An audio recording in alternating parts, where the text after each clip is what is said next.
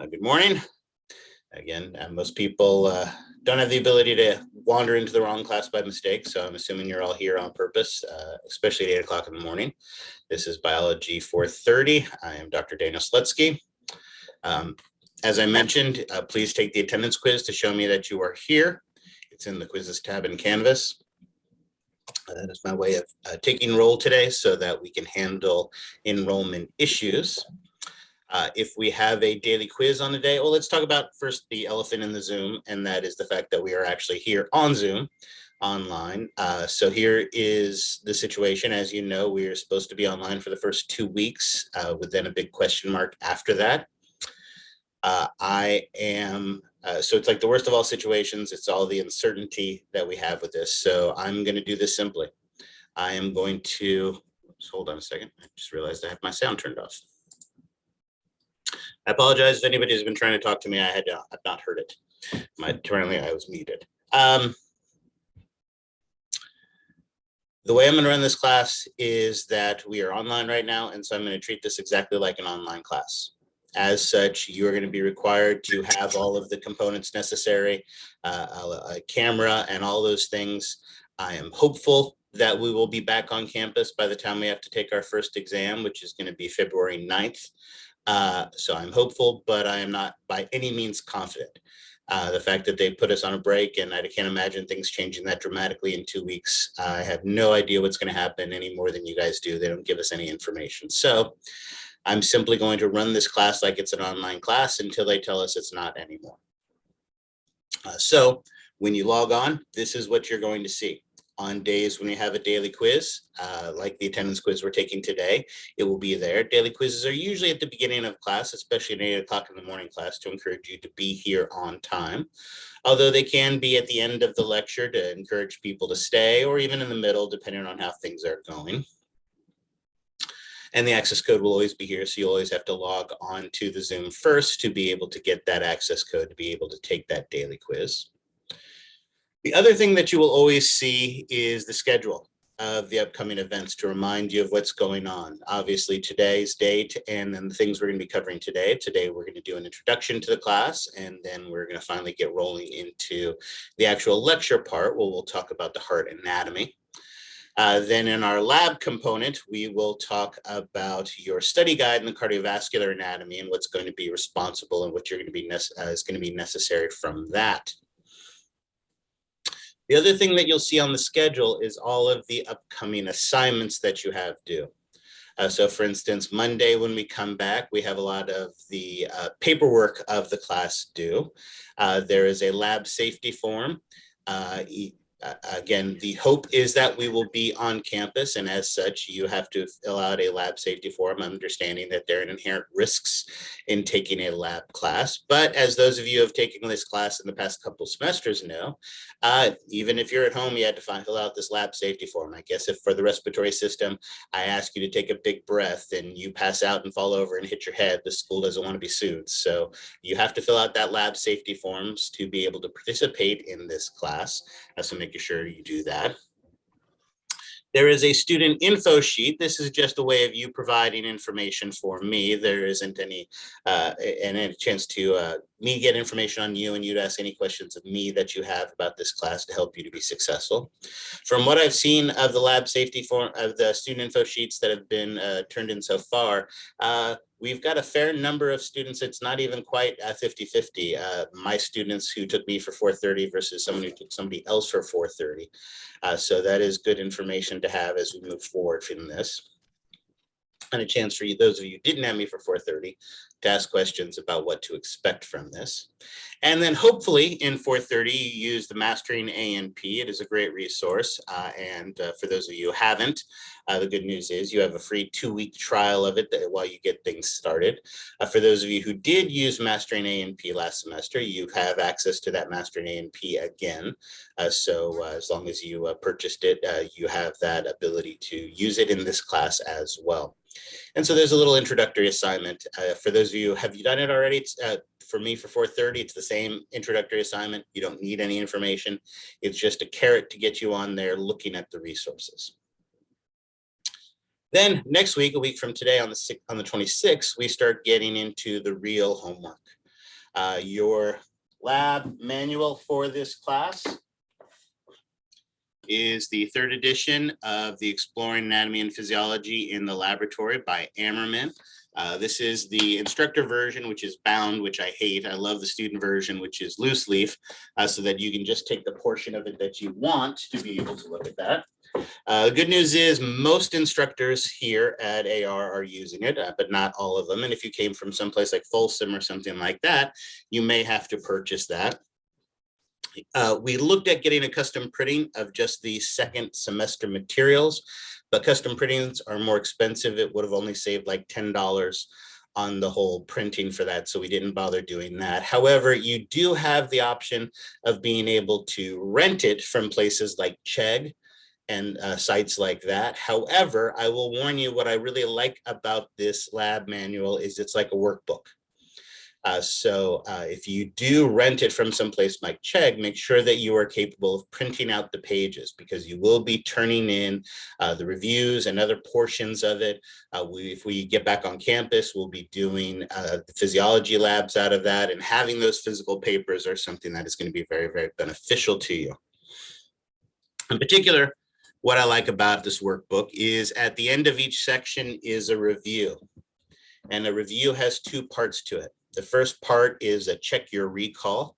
That's pretty much where you're just regurgitating information that you know, labeling, doing things along those lines. But the second part of the review is a check your understanding. This is where you have to do more critical thinking, where they give you a piece of information, and using your knowledge, you have to extrapolate what the right answer for that is. And I like that component of it a lot. In fact, sometimes some of these questions from the Check Your Understanding may end up on an exam. So it is a very, very useful tool. And those are going to be due.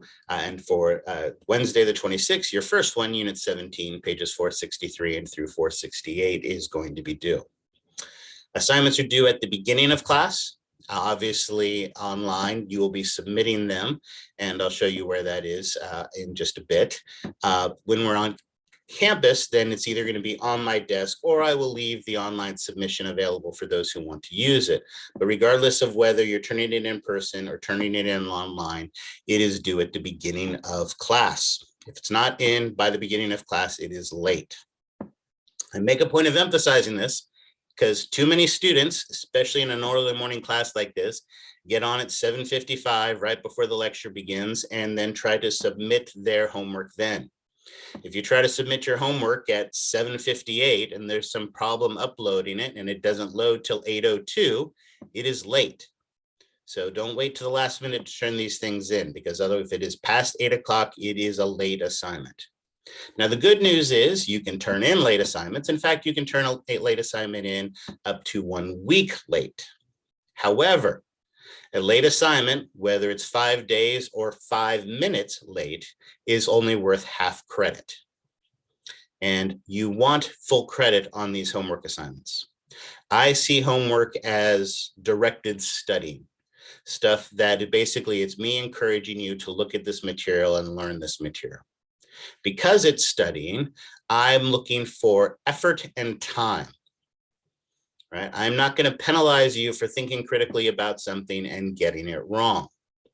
However, if you're not putting time into it, if you leave an answer blank, or if a question asked is something A or B and explain, and you just say A, that is not showing time, that is not showing effort, and you will lose points for that.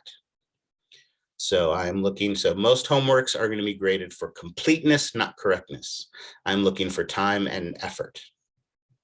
Now, the one downside of that is if you do get a question wrong, while I'm not going to mark it off and take points away, you need to make sure that you know the correct information for the exam. So on the day that an assignment is due, these reviews, the keys will be posted on Canvas so that you have the opportunity to see the correct answers and make sure you understood the information properly. The other big component of what we're going to be doing online, especially when we don't have any on-person labs, is online labs. These virtual labs, and there's going to be 2 primary sources that we're going to use for that. One is the PhysioX and our Master in A&P, and the other is our Labster. Labster, hopefully some of you used it last semester in 430. As you know, it is not a hard process. It is time consuming. It's a long process, but it's not necessarily hard. It's pretty simple and straightforward, walks you through it. And again, for these labsters, you need to do the entire assignment and get at least 80% correct for full credit. The good news is if you only get 75% correct, you have the opportunity to go back and do it again. You can complete it as many times as necessary to be able to get full credit for that. Lastly, because again, I don't know how long we're going to be online, we are going and setting up the Proctorio protocols. Make sure you read the page on that. Make sure you read the syllabus and take that Proctorio and syllabus quiz. That shows me that you have a camera, you have a microphone, you understand how these processes work, and we can get any deal with any issues before we get to a real exam. This Proctorio quiz is only worth 10 points. So we want to make sure Proctorio works. It is set up properly in case we need it for the first exam, because you don't want to run into problems on that first exam. So it's much better to have and make mistakes on a 10-point assignment than it is on a 100-point assignment. Then we hit that magical day, Monday the 31st. If everything goes according to plan, and I'll be honest, I have no expectation that it will go according to plan, but we can be hopeful. On Monday the 31st, we will be back on campus.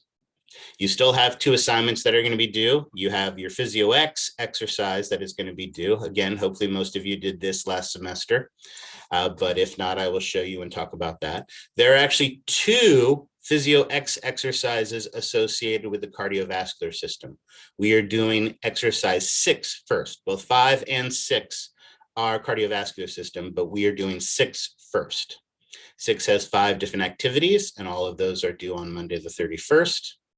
And if we are in class on the 31st, and we can all keep our fingers crossed that we are, we will be doing a physiology lab in the classroom as well. And so you'll need your lab manuals, pages 494 through 515, to complete those activities if we're in the class. Last thing on Monday is there is another tool on Mastering A&P. You probably use the PAL CD, you probably use the Physio X, but what you may not have used was the interactive physiology. It is a great tutorial to walk you through a lot of the more challenging physiology and anatomy as well, but especially the physiology. And so to encourage you to look at those materials if you haven't as well, I've given you an assignment from that as well. So you have all of this information when you log on. I will have all of this information here. And the other place where you have all this information, which I really, really love,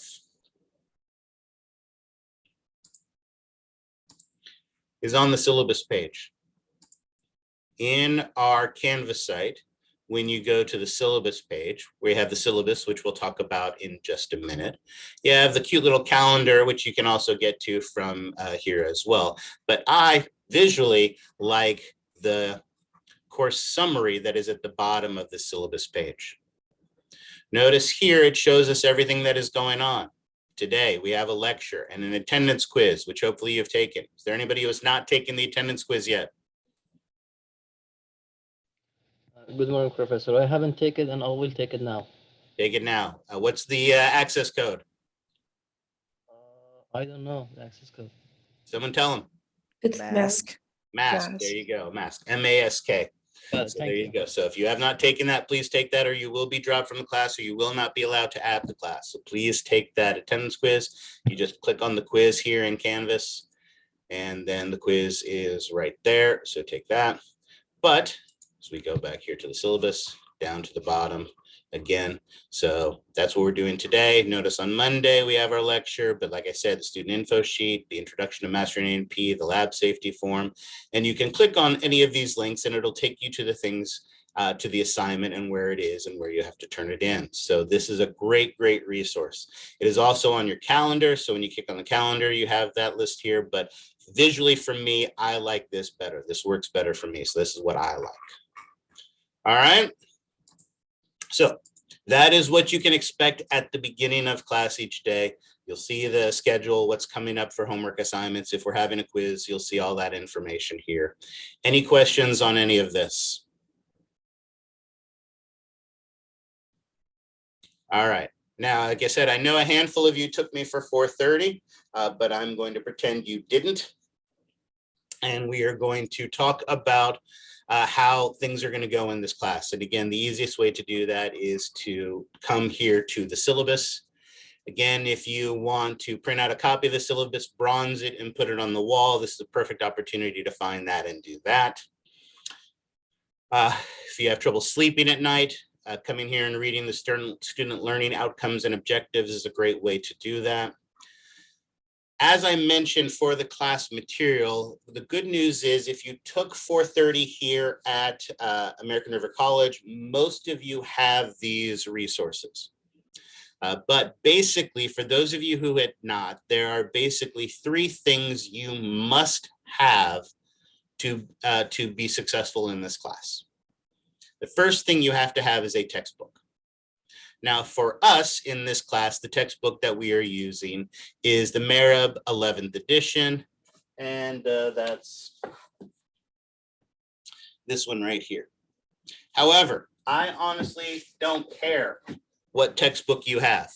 If you took this at Sac City, and if they're still using the tutorial book there, you're welcome to use that. I will lecture to our current textbook, but again, really, it comes down for much of this stuff, it comes down to semantics. I'm not going to be saying go to page 432 and answer the 3 questions on that page. Your textbook is not a romance novel that needs to be read from cover to cover. It is a resource. It is a tool to help you to be successful in this class.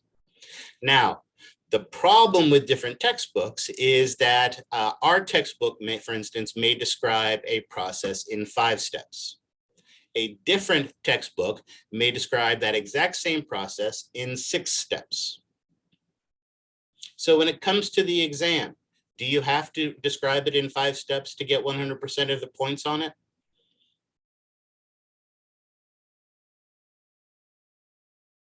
What do you guys think? This is the part where it's active, right? Exactly. I see the whole point of me being here, 10 o'clock in the morning.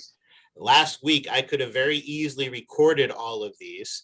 You could be watching a video right now and I could be asleep, right? The whole point of doing this synchronously is so that's interactive. I ask questions, you answer them. You ask me questions, I answer them. We're active in the learning process. It makes it more engaging, right? It's not better for me. Sleeping would be better for me, but I know this is going to be better for your learning experience. I know people don't learn as well just sitting back. Binging is great when you're watching, you know, Vampire Diaries or whatever it is. That's what my daughter's watching right now. You know, for studying, it's not. So no, I don't care whether you describe a process in 5 steps, 6 steps, or 42 steps. What I care about is that all the information is there. However, for some students, hearing me describe something in 5 steps and then reading it in 6 can sometimes be confusing. But I don't care about the number of steps. I care about the information. So any textbook is going to be fine. I will teach to this one, use the images mostly from this one. So it's helpful sometimes to get that repetition of the information that way. But it is, as long as you have a textbook for a resource, then that's all I care about. So that's one thing you have to have. The second thing that you have to have, as I already mentioned, is the lab manual. There are graded assignments you're going to be turning in from that. And labs will be doing in the classroom with that. So you have to have the 3rd edition of the Ammerman to be able to complete that. The third thing you must have to be successful in this class is the Mastering A&P. There are graded assignments that you'll be doing from that. And so those are the 3 things you absolutely positively must have. If you took 430 and used the modified Mastering A&P last semester, or if you bought the bundle and even if you didn't use it, if you still have the access code, then you have access to that. If you've never used Mastering A&P before, there is a free 2-week trial to get you started on that. And Mastering A&P can come with a copy of the e-text. So if you already have a different textbook, but you want to have access to the Marab, you can actually purchase access to the modified Mastering A&P. That contains an e-text, and so that can actually meet your criteria for the first one there. And you just purchase that through the website, and I'll show you that in just a minute. All right, those are the things you have to have. Graded assignments directly from those things. However, as hopefully you learned in 430, having a photographic atlas that helped you to recognize the bones and bone features, or the muscles and their origins and their insertions, or the anatomy of the things that way, is something that can be incredibly helpful. Hopefully, your 430 instructor emphasized histology, because if they didn't, I am. All those students who took me for 430 and thought they'd never have to think about a ciliated pseudostratified columnar epithelial tissue ever again, you do.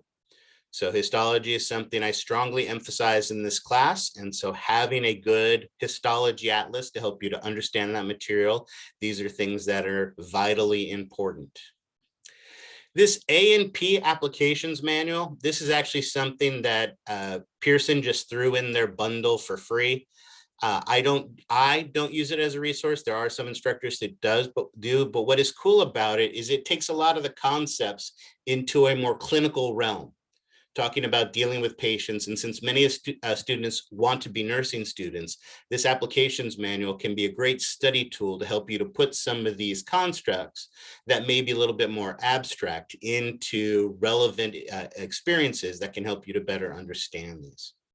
So again, it didn't cost us anything to put it in the bundle, so that's why they threw it in that textbook bundle. There's no assignments from it, but many students that have used it find it to be a helpful resource. Again, hopefully most of you already have all these resources, but if you don't, then please get the appropriate ones to help you to be successful. All right, two more things. Again, if we are going to be on campus, if we're going to be online for an exam, you will need a microphone and a webcam to be able to use the proctoring during the exam. Hopefully you were proctored in a 430 exam, and so you have some experience. If not, that's what the Proctorio and syllabus quiz is for. And then once we're back on campus for our wet labs, we will be needing a lab coat, you will need gloves, and you need goggles. As of right now, if we are indeed coming back on the 31st, like I said, we have a physiology lab that will be a wet lab that you'll need for that. But on February the 2nd, we are scheduled to work with a cadaver. Yes, we do have cadavers in the classroom. So we have a cadaver and some additional hearts and other pieces that we'll bring out and hopefully get the opportunity to look at.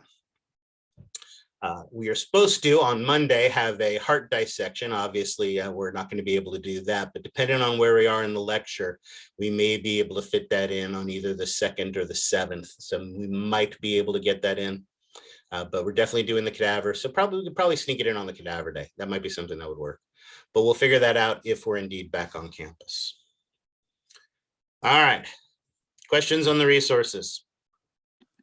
I do have a quick question about Proctorio. Yes. I used it in 430, but it was a little bit different. The room scans, when we took the syllabus quiz, there was 2. Does that happen frequently throughout the exam? So the way the room scan is set up is you always do one at the beginning. And then during the course of the exam, there could be random times where you have to do it again. My understanding is usually it's like 40 to 60 minutes in between scans, something like that. So for the syllabus quiz, it should have been short enough where you probably only had to do it once. But if you got unlucky enough to have to do it a second time, for the real exams, that will be the case. So during a real exam, you will have to do multiple scans during the course of the exam. For a lab exam, it's usually 2, one at the beginning and one somewhere in the middle. The lecture exams go a little bit longer, so I've had students have to do as many as 3 before on that. But yeah, so it's not just a one and done, it's dynamic, so it's some other time during it you may have to as well. Because on the second one, it was, I'm not sure if it was my connection or if it was just glitching, but it was not sending through when I did the scan. So it took a lot longer than it probably should have. I haven't had an opportunity to look at these all and grade them yet, so I'll take a look at it. And if there is a problem, then I'll let you know. But otherwise, yeah, like I said, I'll take a look at it. If there's a problem, I will let you know. Okay. I have a question. Yep, go ahead. So if we are not going back in person, When do you think the district will notify us? Because like last time they gave us 2 weeks, but like I know it can change on the dot. So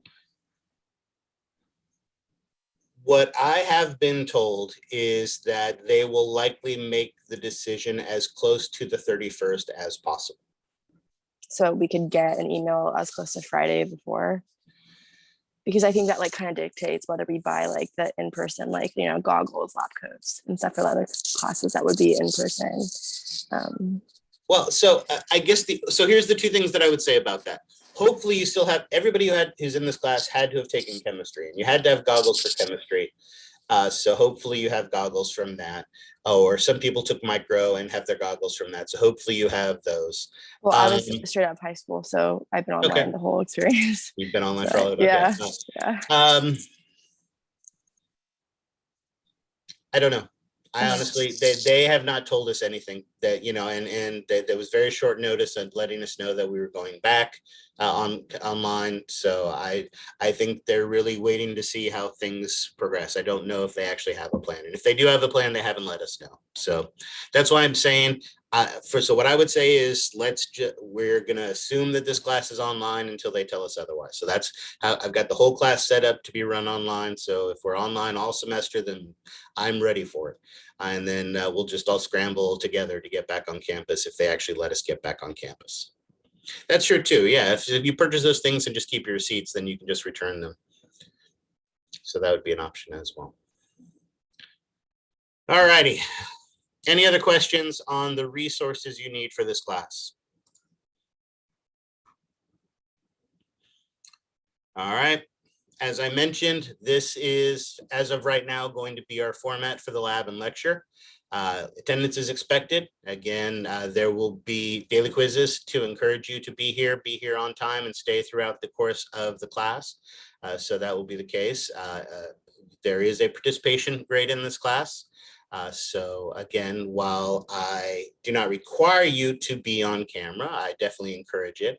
As I mentioned, I want this to be an active and interactive process.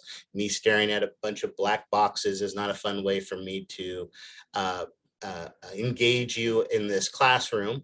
So I encourage you to be active in that learning process. And so being here is required. Yes, I am recording these videos while we're online. And that is because I talk for 4.5 hours, and even I can't pay attention to me for 4.5 hours. So I understand it's easy to lose focus for a few minutes, or again, I know I talk quickly as well, and I haven't had my cup of coffee yet this morning. So just wait till after the first break when I've had my coffee. So having that ability to go back and look at this material a second or a third or a fourth time, I know is something that is beneficial. However, watching the recordings is not an alternative to coming to class. As I said, I expect you to be here and participate and get your participation grade for being active in the learning process. While active, I mean, I would like you to ask questions and be on camera. It's not required. So as long as you were here on time and in class on time and doing in the assignments and doing things like that, you will get your participation grade. Also, with the recordings, after I complete the lecture for the day, it has to compile, and that takes several hours. And that's if I'm actually on my computer, because if my computer goes to sleep, the compiling stops. So it can take hours and hours sometimes before I finally are done compiling the video. Then once the video is compiled, I then have to upload it to your YouTube channel, and it takes a while for them to format it properly. So it is, while my goal is always to try to get the lecture up on the day that we have it, and with a morning class, that's a little bit easier. That's not always going to be what happens. And so it is possible that we could have a Monday lecture that isn't posted by the time we get to Wednesday. So we may be doing the Wednesday lecture before the Monday lecture is posted. So do not rely on those as your primary way of getting this information. Make sure you are here and on time. For the lab part, we will be doing some group activities. Like I said, hopefully we'll be back on campus for that, but if not, we'll be doing those group activities here online. So that is our expectation for that. And like I said, I'm going to run it like it's online until they tell us otherwise. Let's get to the part everybody cares about, your grades. This class is all about points. Points are points are points. Kind of like golf. How many people here have played golf before? One person, excellent. How many of you have heard of golf before? I have. Okay, so there you go. A lot more people have heard of it. Excellent. All right. So if a golfer hits a 300-yard drive, how many strokes does that count as? One. Excellent. If a golfer hits a 2-inch putt, how many strokes does that count as? One. Exactly. Right. In golf, strokes are strokes are strokes. Well, in this class, points are points are points. 1 point on a homework counts the same as 1 point on a lecture exam, counts the same as 1 point on a group project, counts the same as 1 point on a homework, right? Your goal in this class is to accumulate as many points as you possibly can. And all points count the same. And the good news is that it is a cooperative thing. Your points don't affect anybody else's points in this class. So your job is to accumulate as many points as possible. And if you can get 90% of the points in this class or more, you will get an A. That also means if everybody in this class gets 90% of the points or more, then everybody in this class gets an A. Right? Your grade does not affect anybody else's. Now, I will do things to help you to get the grade that you want in this. For starters, I will curve all exams.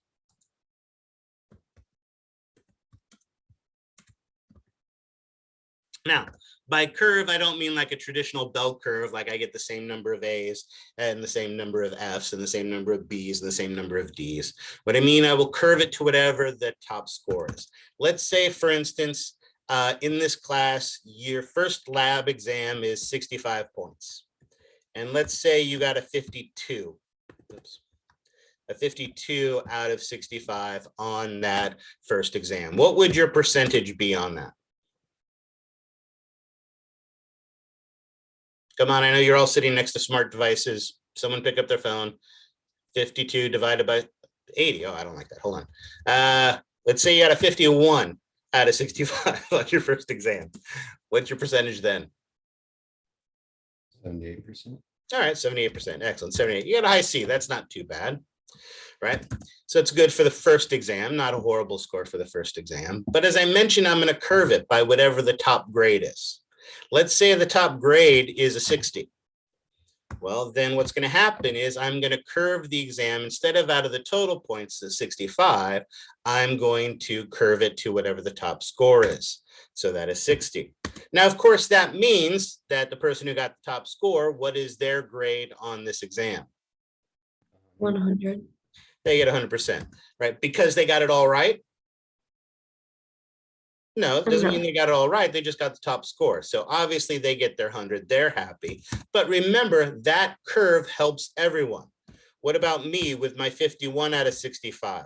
What does, which now is a 51 out of 60. What is my score now? There you go. You guys got ahead of me there. An 85, absolutely. And so I just went from a high C to a mid B because of that curve. So yes, because I'm curving, someone is always going to get 100% on an exam, on the exams, but everybody benefits from it. All right. This class, just like 430, is relevant and you need to retain this information. As such, there is a cumulative final exam. 100 multiple choice questions, covering everything we've talked about from the very beginning to the very end of this class. Now, it is cumulative, but being multiple choice, you don't have to necessarily pull the information out of the ether. You just need to be able to recognize the correct information. And so that's a little bit easier of a topic. Now, this counts as an exam on its own.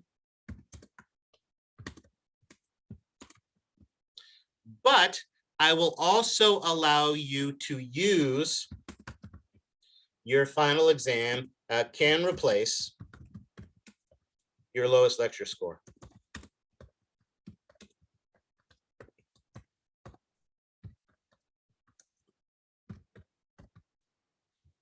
All your lecture exams are going to be out of 100 points. So let's say you didn't have the most vigorous of 430 instructors. So on your first lecture exam, you get a 79. You realize, oh, this is for real. You study a little bit different, improve, get an 83 on the second exam, get an 85 on the third exam, and then right before the fourth exam, your grandma gets married in Vegas. And because you were partying with grandma in Vegas, you didn't have enough time to prepare properly, and you stumble to a 68 on that exam. You rally for the last exam and bring it back up to a nice 81. And those are your 5 exam scores for the semester. Right? But remember, as I mentioned, your final exam counts as a grade on its own. So let's say, for instance, you got an 85 on the final. That counts as an 85 on its own, but that 85 also will replace your lowest lecture score. And suddenly I just had 17 more points added into my grade. Notice, as I mentioned, it's just the lecture score. This is not going to be the case for the lab exams. Lab exams are of different amounts because there's different amounts of anatomy. Our first section on the cardiovascular system has a lot of anatomy. There will probably be somewhere around 80, 85 questions on this exam. Some of the others may be as little as 60. So they vary, all of them matter, but the lecture exams are all worth 100 points, and you have the ability to improve that. Lastly, you're getting, well, not lastly, you're also, remember, getting all your free points for studying, for doing your homework and turning them in on time. And I'm giving you 10 participation points. These participation points are not extra credit. This is a grade 10 out of 10 that you're getting for being here and being active in the learning process. When we're in the classroom, behaving appropriately in the classroom, and so on and so forth.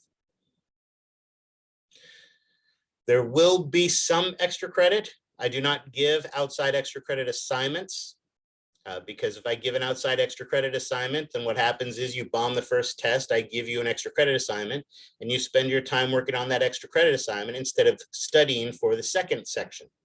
So you do poorly on the second section and need more extra credit, and suddenly it's independent study. That's not what I'm looking for. All extra credit will be directly related to the class, but there will be some extra credit opportunities. I'm going to do everything I can to help you to be successful in this class. But at the end of the day,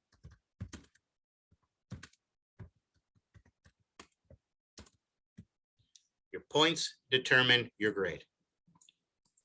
If at the end of the semester, you have an 89.9% of the points, what is your grade in this class going to be? A B. You're getting a B. I know that seems harsh, but you have to remember, I've curved all the exams. I've given you extra credit opportunities. I've allowed you to replace the lowest lecture score with your final. I've given you a participation grade.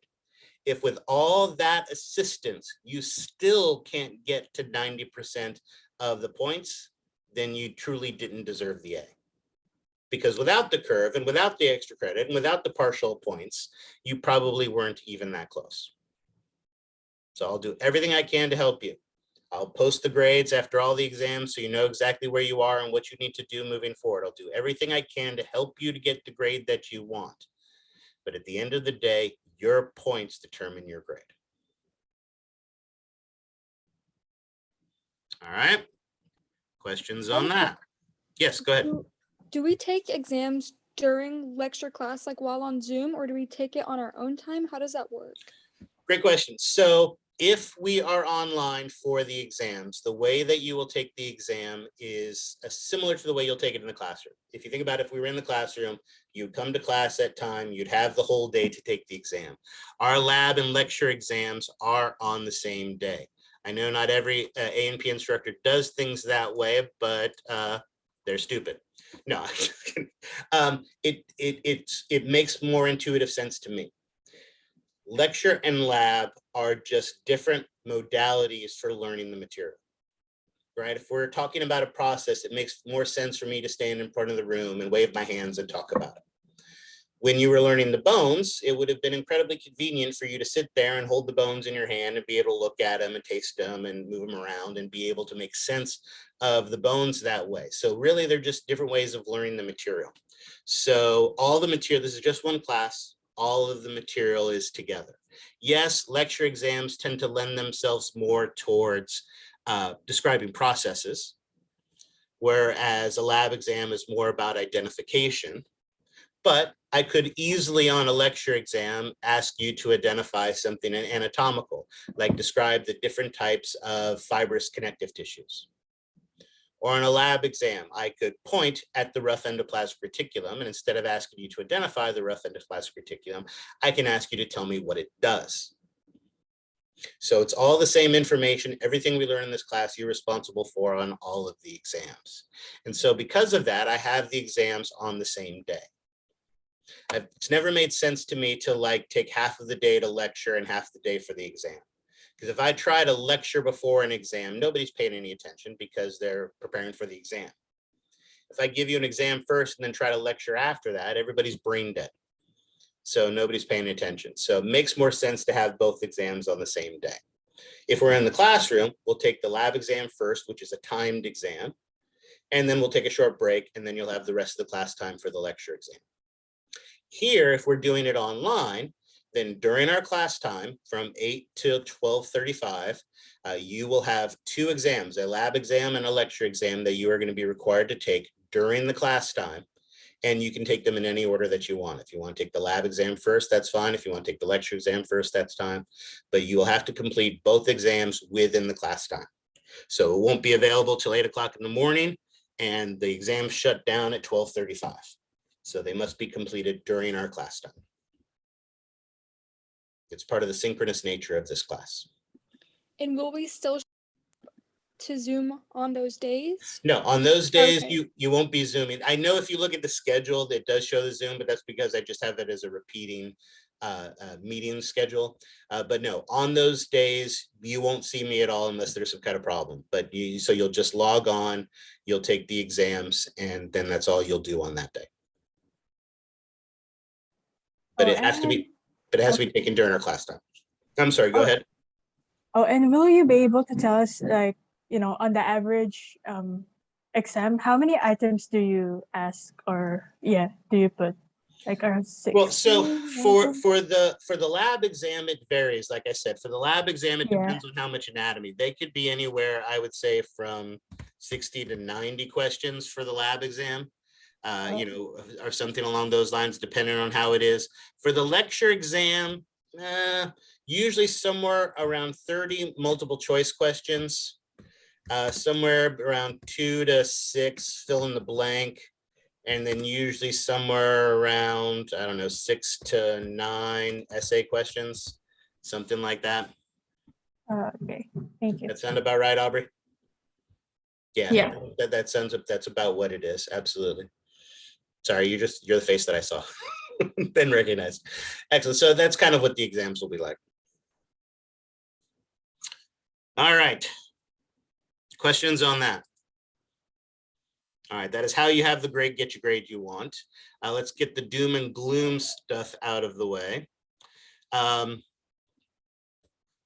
The policy in this class, because of the uncertainty, because of the speed and nature of this class, because of the challenge in time and space availability, the rule in the class is that there are no makeup exams and no makeup quizzes. If you miss a daily quiz, if you're 5 minutes late to class or 10 minutes late to class and you miss the daily quiz, that's it. You're getting a 0 on that. The same thing is true for the exams. The rule in the class is there's no makeup exam, but there is a big, huge asterisk on that. While I say there are no makeup exams, I will make every effort to be able to accommodate you if you have a problem with the exams. As I mentioned, if you happen to look at the schedule and see, lo and behold, grandma really is getting married in Vegas on the day of the 3rd exam, then let me know now. And I will make every effort to be able to make an exception for you.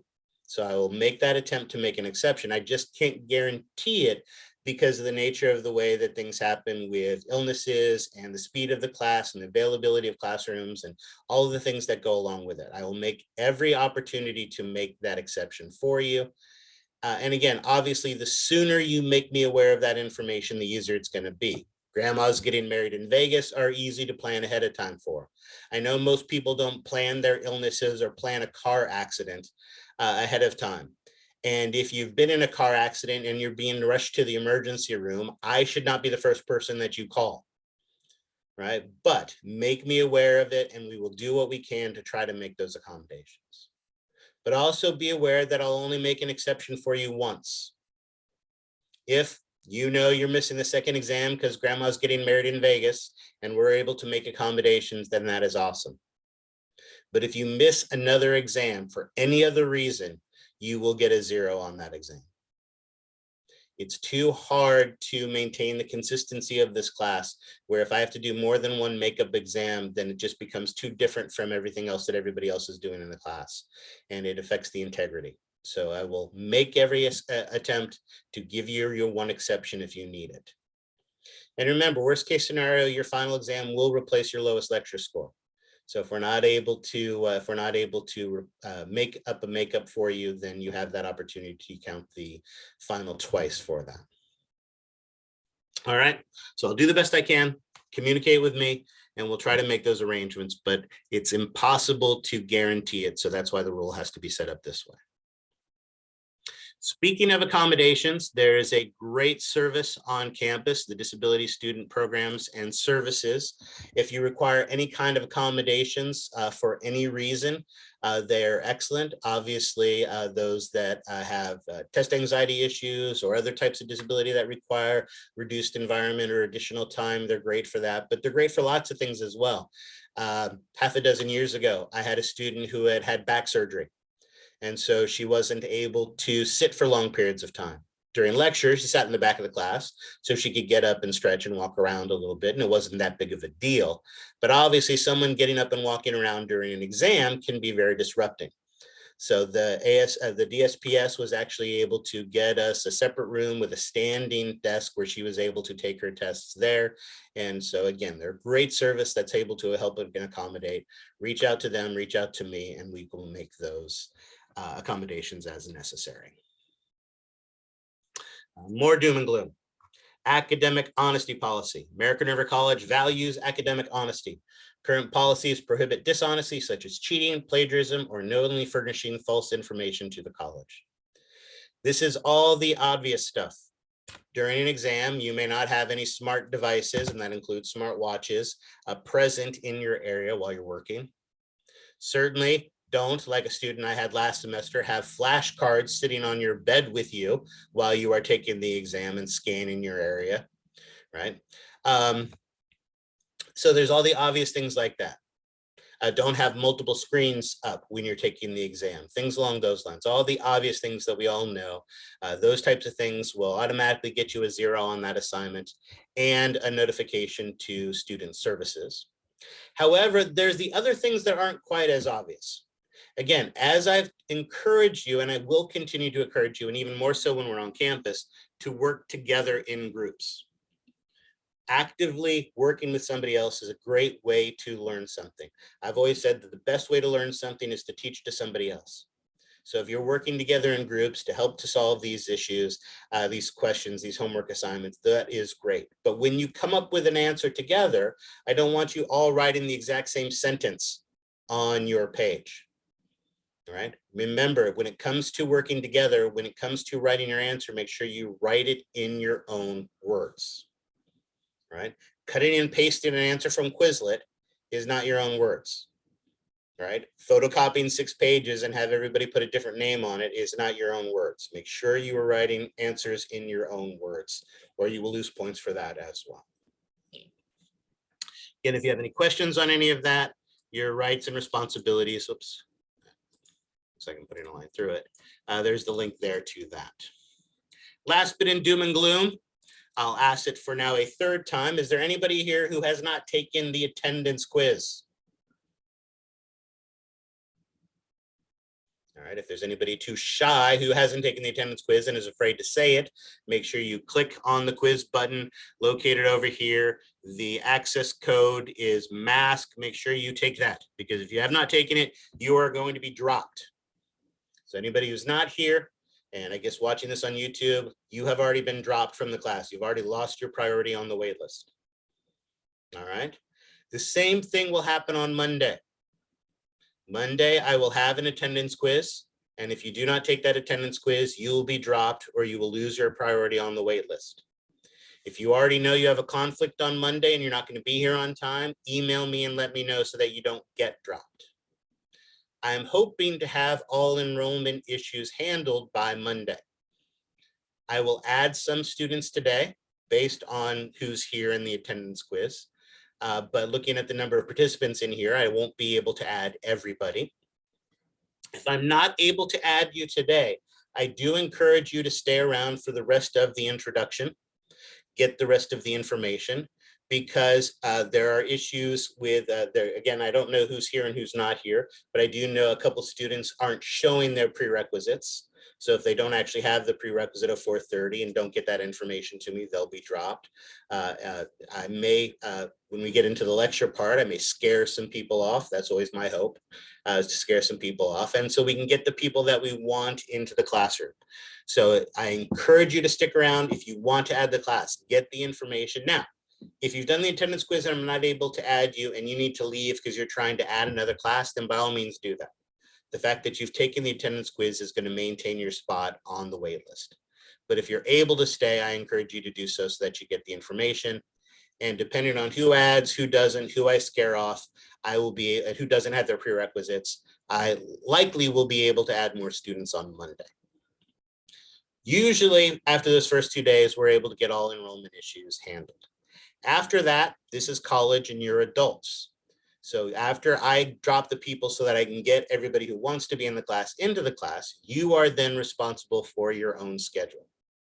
If you stick around for the first 2 weeks, turn in the first couple assignments, and then decide this isn't for you and never show up again, you're getting an F in this class.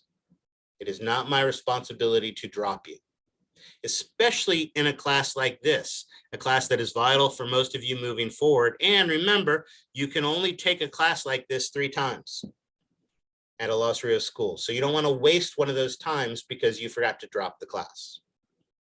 In fact, the last day to drop the class without a W and for full tuition return, and so that it doesn't count as one of your 3 attempts, is February 2nd. If you're still on the roster after February 2nd, this counts as one of your 3 attempts. Now, the last day to drop with a W, so that it doesn't affect your GPA, is April 17th. So those are the last 2 pieces of doom and gloom information. Questions on that? All right, let's finish with the fun stuff. How to be successful in this class. Don't miss class. Don't skip any work, even work that's not turned in. As I mentioned, one of the things I love about your lab manual is that your lab manual is like a workbook. They have those reviews with the check your recall and check your understanding that you are going to be turning in. But the other part at the beginning of each section is a pre-lab. You will actually be turning some pre-labs in as a homework assignment, but not all of them. So for instance, for this first section on the heart, if you look at the pre-lab, it's vocabulary, it's some labeling, it's some other basic information. If you actually take the time to fill out those pre-labs, it is a great study tool to have when it comes time to the exam. Condensed information, easily available, ready to be able to be used. So it's a great resource. So do all of those types of activities to help you to be successful. Be active in the learning process. As those who had me for 430 know, I am a strong, firm believer in the fact that the only stupid question is the question not asked. If you are confused about something, I guarantee somebody else in the class is confused about it as well. So be the one that is bold enough to raise your hand and ask that question. Right? It's easier when we're in the classroom. When we're in the classroom, if you're truly terrified of raising your hand, then you can just give a buck to the person next to you and have them ask the question for you. I guess here you could Venmo somebody and get them to ask the question for you. But if you're really, really, truly that shy, you at least have the chat window. You don't even have to speak out loud. Ask that question. Be the ones bold enough, confident enough to ask that question that everybody else has as well. Remember, the whole point of you being here, spending the money on these resources, getting up at this ungodly hour to be online, is so that you can learn this material. And if you're not learning the material, then you're not achieving your goal. Make sure you're getting your money's worth out of me. Make sure you're understanding what I'm saying. And if you're not, ask for clarification. The only stupid question is the question not asked. So be active in the learning process. Again, I should be speaking to the choir here. All of you were successful in 430, so you know what this class takes. This class is a challenge because it's not like anything you've taken before. This isn't like some kind of psychology class where there's 3 big concepts you have to learn for the exam. No, instead for the exam, there's 100 little things. And as you know, you can't sit down for 12 hours before the exam and try to learn 100 little things. So develop those good study habits, continue those good study habits that you learned in 430 to help you to be successful. Form groups. I've got a discussion board set up to help you to form groups here. When we're in the classroom, you will have group activities. There's going to be a big group activity in the second part that hopefully will be on campus for, but we shall see. Take advantage of me. If things are confusing and you're truly terrified to say or ask anything in class, then come to my office hours. I have office hours right after this. So as soon as we're done and I click out of this Zoom window, I open the Zoom window in my, if we here, click on it here, in my home office. Right here is the link to my Zoom office. There you go. We've got a Discord. Excellent. So a Discord for the class. All these things can help you to be successful. Take advantage of each other. Like I said, it benefits you to work with others in this class. Being able to describe something in your own words is huge. So trying to say something, describe a process out loud, right? Make one bunny ear, make a second bunny ear. The first bunny ear goes around the second bunny ear, through the bunny hole, pull them tight. I just, in my own words, describe the process of tying a shoe. I own that process. So if you try to describe something out loud, it's a very easy way to tell whether or not you truly understand, or what parts you understand, what parts you don't. And if you can speak that to or type that to someone else in the class, they can even help you to say, oh, well, you forgot this step, or you have those two reversed. Take advantage of each other, the Discord, the chat groups, all of those things. And then lastly, of course, be respectful, both in the classroom and in the Zoom, of the other students. All right. Questions on any of that?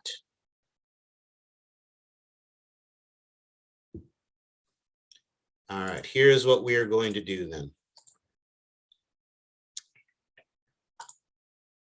No. Figure it out. All right. We're going to go ahead and take our first break. Before you leave, we will restart in, we'll call it 9:20, 20 minutes, because here's what's going to happen. I'm going to go through the roster and determine the students that are able to join. Again, if you're not on this list, then I still want to encourage you to stick around and see what can happen. But for the students that I am able to add, here's what's going to happen. Your name is on the list, you are going to email me your student ID. Then after class, because obviously I'm not going to do it during class, but after class, I will email you back the permission to add number and the instructions on how to use it. So give me a few minutes to look through, see who I'm going to be able to add. I'll add those names down here. And then, like I said, take a quick biology break, get something to eat, get something to drink, cry, whatever it is that you need to do. And then we will come back at 9:20, see who I'm able to add, and then move on with the rest of the introduction from there, and then finally get into the actual material we need to cover. All right, questions on any of that? All right, I will see you guys in 20 minutes.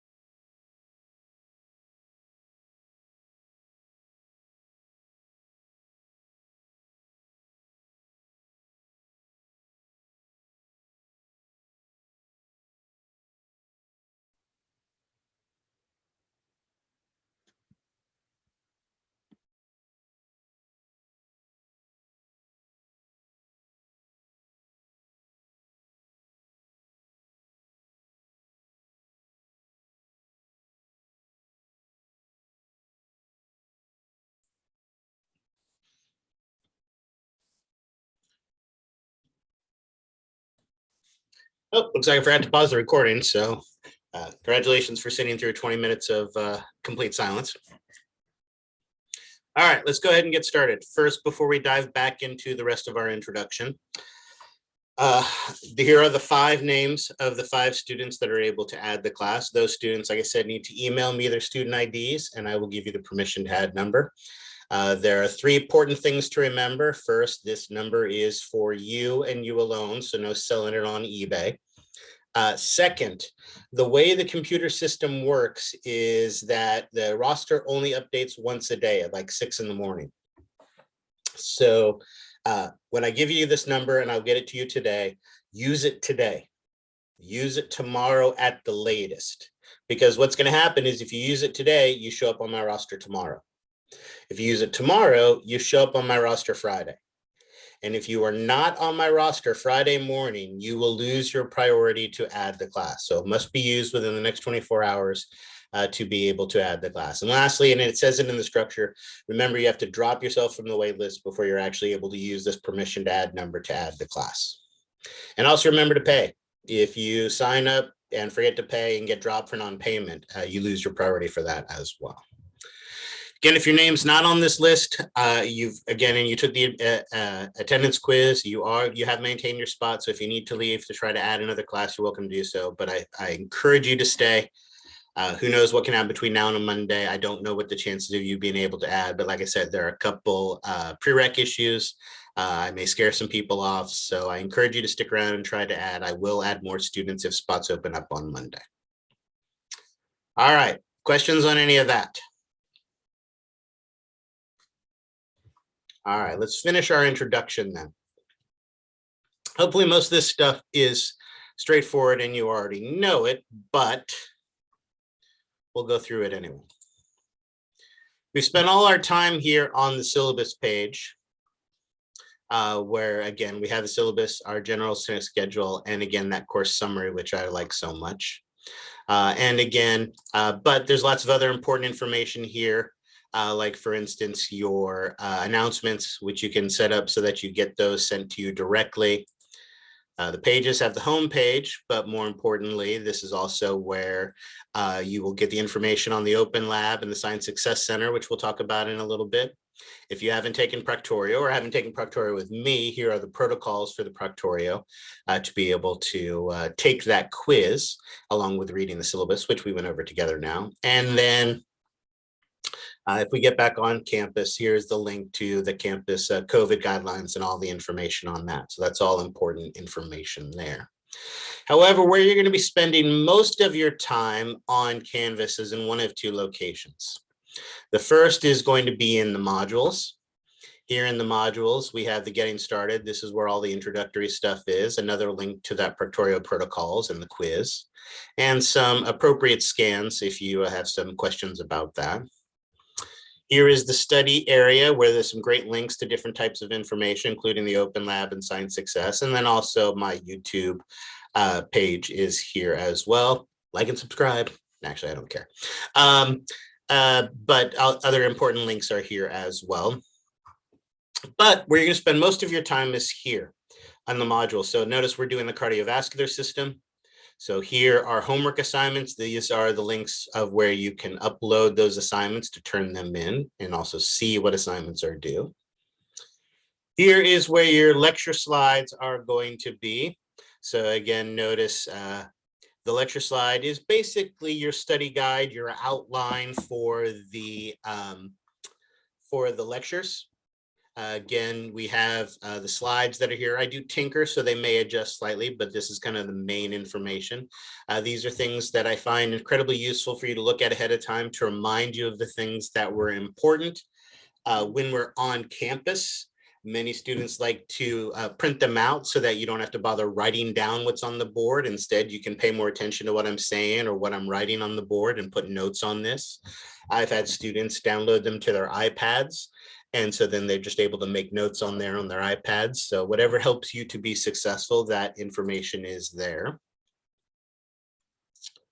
The lab handouts are here. So again, our study guides for the lab material, some unlabeled pictures, some other things that can help you to be successful. And then all of the lab simulation exercises are all here as well. So all of these things are readily available. Lastly, remember, as I mentioned, keys will be posted when an assignment is due so that you can check your answers on that. And if I do any really clever drawings or anything else like that that we want to keep, I can take screenshots of them and save them here so that you guys have those access to that as well. So most of the stuff that you're going to be doing is going to be located here in the modules where you have easy access and it's hopefully nicely organized and helps you to get where you need to go. The other place where you're going to spend most of your time is in the MyLab and Mastering. Now, my MyLab and Mastering looks different from yours. One of the biggest problems that people have is they have their pop-up blockers on, so make sure you turn that off. For the MyLab and Mastering. Now, I need to switch. So give me a second to get to the right place for my student version of this. Mine's going to look different than yours is, but we can still access all of the same information.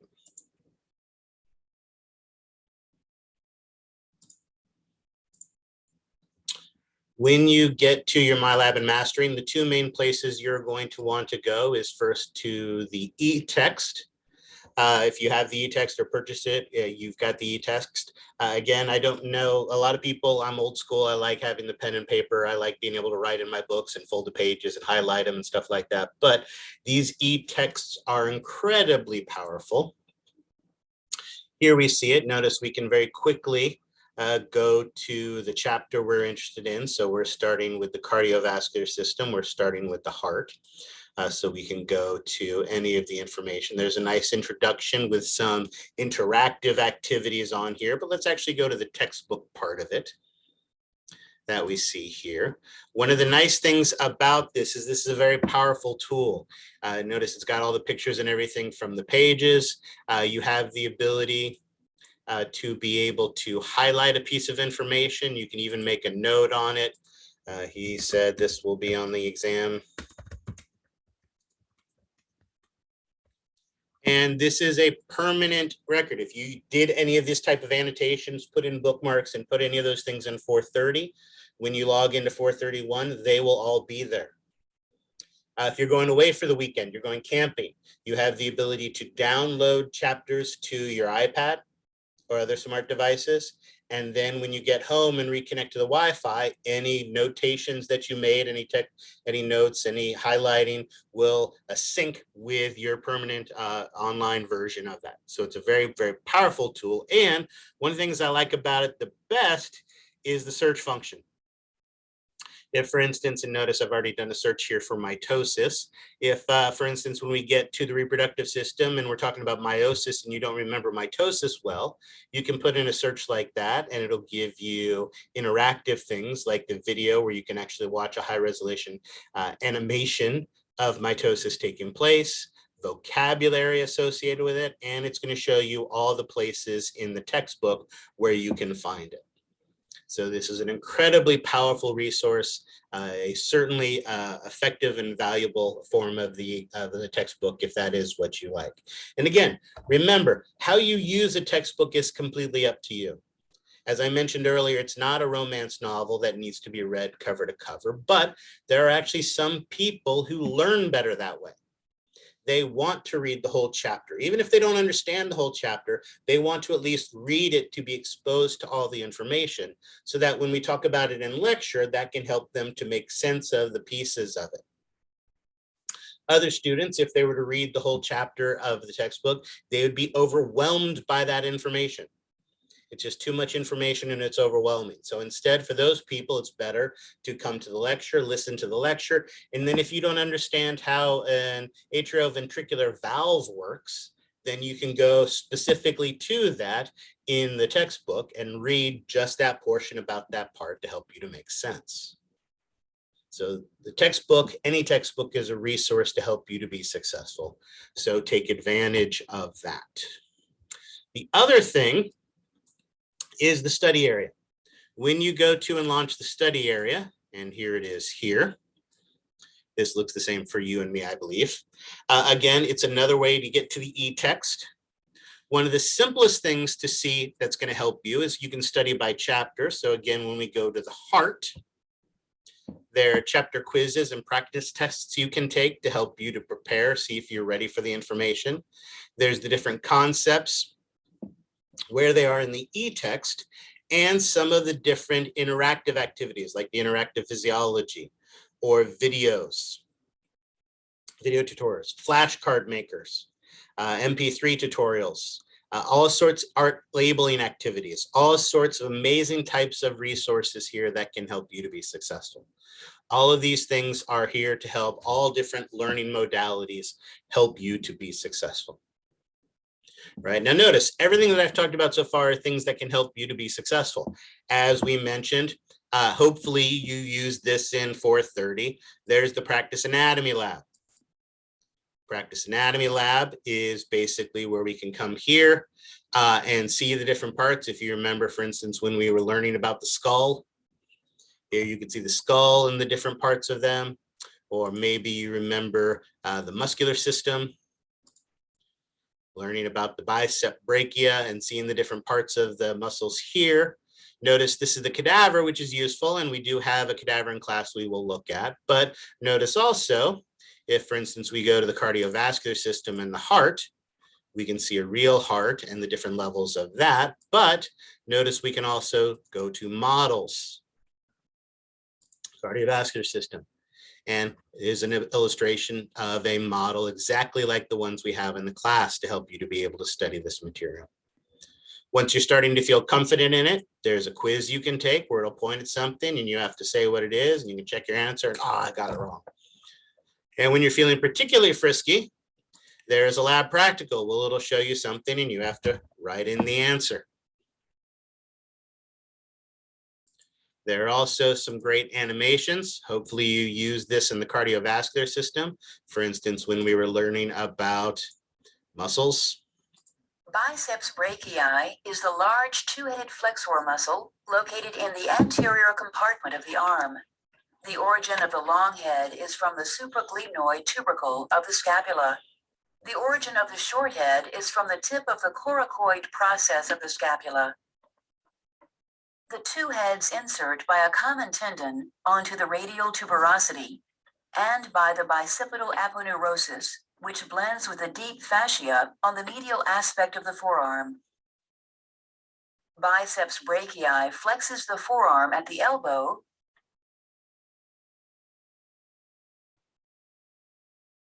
supinates the forearm, and weakly flexes the shoulder. It is innervated by the musculocutaneous nerve.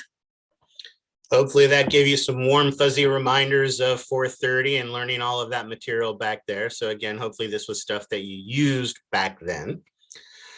But again, we still are, these are just things that are going to help you to be successful. As I mentioned, as far as points go, there is specifically our PhysioX exercises. Here with the PhysioX exercise, we have the activities. And remember, as I mentioned, activity both 5 and 6 are the ones that involve the cardiovascular system. So for those of you who have not done this before, notice we're starting, as I mentioned, with exercise 6. Yes, there is, the histology on that personal anatomy lab is a little bit limited. But there is a histology on that. So yes, there is some histology, although I will say it is limited. That's why having an atlas or something like that is something that is definitely beneficial.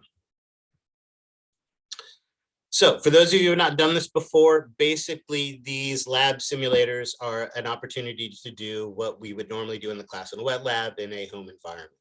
Right, back in ancient times, and by ancient times, I mean when I was in grad school, when we were studying the heart, our instructor came and dumped a bunch of frogs into the classroom. We all had to run down and catch our own frog. Once you caught your frog, you then had to pith your frog. For those of you who are not familiar with what pithing means, it means taking a large bore needle, syringe, finding the base of the spinal cord of your frog, and inserting that down into the spinal cord of the frog, destroying the spinal cord, but keeping him alive while completely paralyzed. That allowed you to then pin the frog down to the tray, remove this and retract the skin, break open the rib cage and see it's still live beating heart so that you can manipulate it and be able to have fun with it and do those types of interesting activities. Well, here we get to do the exact same thing, only without having to kill a frog. So there are your objectives. Here is the instructions, walks you through it. There is a pre-quiz that you can take and go through. Notice as you go through it, you're submitting your work along the way. And lo and behold, there is your frog heart. And you're going to follow the instructions and answer the questions and submit your data and do all of these activities. It walks you right through. It tells you exactly how to do it. It is not hard at all. A little time consuming, but it's not hard at all. And you're going to do it step by step. Now, of course, I'm not going to do that here, but after all the experiments, continuing to save, you're going to take a post-lab quiz. You are going to save that information. You are going to fill out some review sheets. You are going to save that information. And at the end of all of that, you're going to have a lab report. Now, notice my lab report doesn't have a whole lot in it because I didn't do anything. You will do stuff. Notice as I scroll down to the bottom of my lab report, there is a printable, savable version. I'm going to click that and input my name. Here is that printable. And again, not much here. When you do this, it'll be pages. Yes, you could kill a small tree by printing it, but it is far easier to just save it as a PDF. Save it as a PDF to your desktop.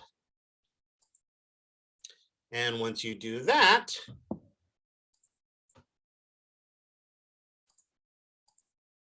you will come back to your modules. Come back to the lab simulations, PhysioX exercise 6. Start the assignment. Choose the file and submit it. And cheers, an explosion. There we go. Look at all the confetti. So excited for me that I've done that. Notice if we go back to the exercise,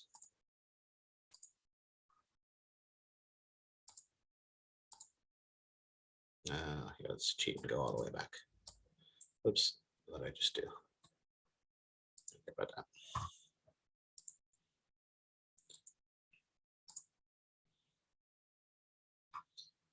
As I said, activity 6 has 5 different, exercise 6 has 5 different activities.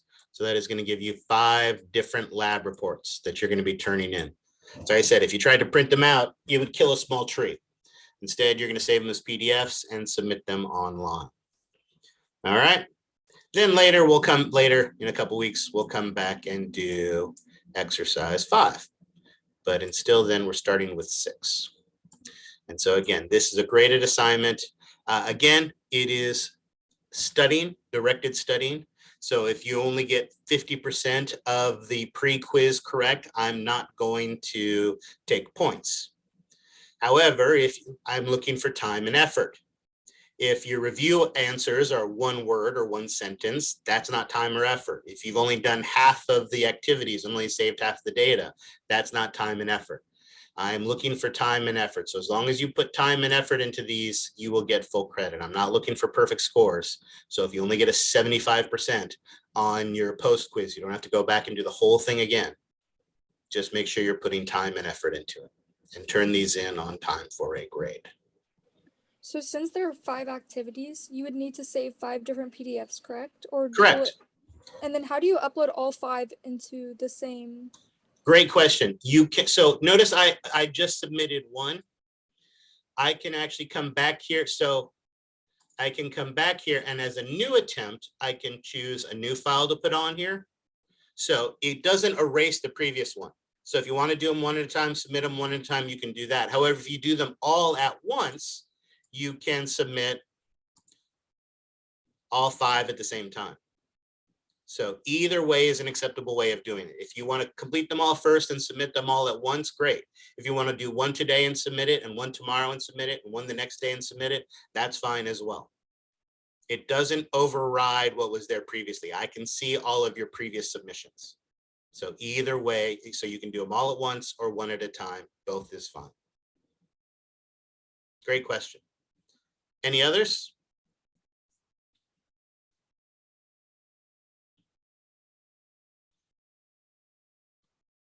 All right, excellent.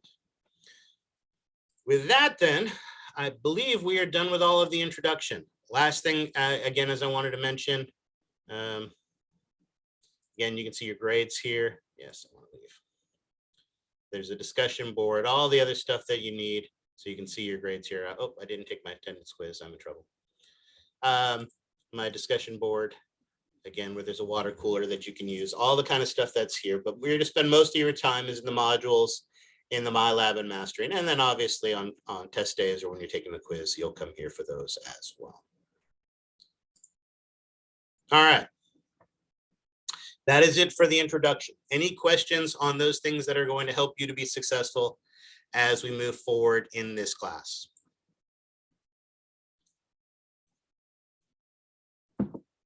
All right, then let's get to why we are actually here. And that is to learn anatomy and physiology.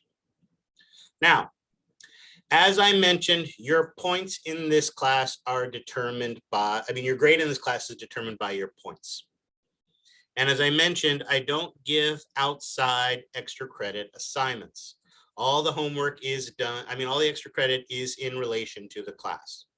There are kind of two exceptions for that. The first is the Science Success Center. For those of you who have taken the Science Success Center before, it is a great resource. The good news is you can, I believe, take it up to 3 times. So it is possible to take it again. This is a 1-unit course, or pardon me, half-unit course. It meets once a week for 30 minutes at a time that you and your tutor decide and determine. So there's tremendous flexibility in this, and it is a great resource. This Science Success Center is actually based on a program that was originally produced at a med school in Minnesota. There was this med school in Minnesota where they were having an issue where 50% of their first year med students were failing and dropping out of the class. 50% attrition rate. That's a big problem. And so they did this big, huge study to try to figure out why so many of their students were failing. And it turned out the reason that half of their med students were failing is because it turns out med students are smart. Now, I know that doesn't sound intuitive, but we all were there in high school when there was that student who sat in front of you who slept all during English or read a book all during math class and yet still aced all the exams. The problem with being smart is that they never had to crack a book in high school. Many of them never had to crack a book in college. So when they got to med school and they were finally challenged, they weren't prepared for it. They didn't know how to take notes. They didn't know how to read a textbook. They didn't know how to prepare for an exam or to learn from an exam. And so basically they set up a program that all first-year students had to go through where they had to learn how to take notes, how to do concept mapping, how to manage their time, how to do all of those things. We have taken that and subverted it into something that helps students to be successful in all science classes. So it is a tremendous resource. So 1 week you may be learning how to take notes in your textbook. But if you're doing that, it's in our textbook, in our chapter, studying what we're studying. When you're taking notes, it's for our lecture. So it's all things directly related to our class. This is a 6 to 8 week class where you meet once a week for 30 minutes. And if you complete it, you will get 15 points of extra credit.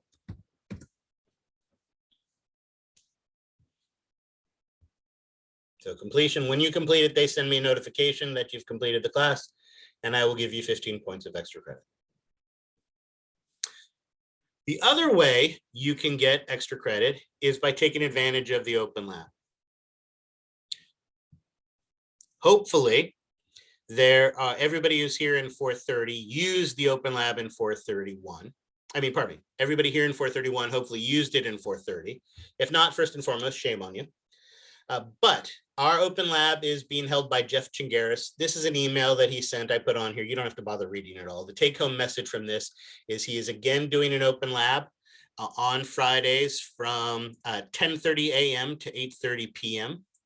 For the next 2 weeks while we're on campus, it will be virtual only. So there is a Zoom classroom that you can go to. Once campus opens up again, he will be doing it both on campus and on Zoom. So you have the option of attending either way. The whole point of this is to give you an opportunity to study at your own pace. In this class, we are going to spend a lot of time in lecture. We're going to do a little bit of anatomy together, but not a lot, because I figure you got a lot of anatomy in 430 and you know how to study anatomy now. So we're going to be focusing a lot more on the physiology. Not going to be able to hold your hand and go through every bone and bone feature like we did in the skeletal system. So often there will not be enough time in the class time to cover the anatomy on your own. So having the opportunity to go to the classroom and look at the models and look at the charts and look in the microscopes and study at your own pace is a huge, huge benefit. While we're online, you can ask Jeff to go over the anatomy of the heart model, and he'll show you the heart model and he'll go over the anatomy of it with you. So it is a great resource that you can take advantage of. Now, when you go, there are two things you need to do. You need to make sure you check in. When you go on campus, there's a computer there that you'll check in on. When you do it online, you have to tell Jeff that you're there and make sure that he acknowledges that to you, because we keep track of the number of hours you spend there. We do it primarily because it helps us to justify the expenditure of having this open lab so we can show that it is being used. But the other benefit of it is that you get extra credit for it. So you got to make sure you check in to show that you were there. And you need to make sure you check out. If you go and you spend 6 hours in the open lab, but you forget to check out, Jeff doesn't know when you left and you default to 1 hour. So to make sure you get credit for your time, make sure you check in and make sure you check out. For participating in open lab, I will give you 1 point of extra credit for each hour that you spend in open lab. And I will do that up to 15 points. Now, that doesn't mean that you can only go to 15 hours. If you want to go to 40 hours of open lab, awesome. It will help you to be successful. I promise you, 1 hour of studying open lab is going to give you far more on your exam scores than the 1 point of extra credit you're getting for doing it. But it's a nice carrot to put out there as well. You'll cap at 15 hours, and it's not all or nothing. If you only get to 7.5 hours, then you'll get 7.5 points. It's for the whole semester. So you don't have to do it all at once. You can do an hour a day, every day for all 15 weeks, or however it is that you want to do them. Now, I encourage you to do both the Open Lab and the Science Success Center, but I won't let you double dip on the extra credit points. You do both. They both will help you to be very successful in this class, but you'll only get 15 points of extra credit total. Again, your participation in this class, your grades, your scores have to determine your grade, not a bunch of extra credit. All right. Questions on that? And again, this hopefully isn't new information. Hopefully you took advantage of the open lab. All right. Finally now, 2 hours later, we're done with all the administrative stuff and we can finally get down to the meat and potatoes, studying. And we are starting with the cardiovascular system. Like all organ systems, it is comprised of organs. And what are the primary organs of the cardiovascular system? The heart. Okay, heart, excellent. What else? Blood vessels. Blood vessels, excellent.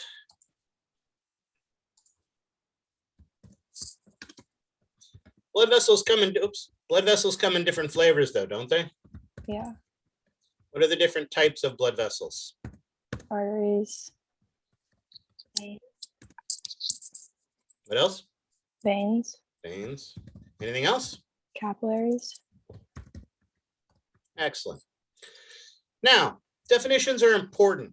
How do we distinguish these three types of blood vessels? Arteries are from the heart, veins are to the heart, capillaries are the small things.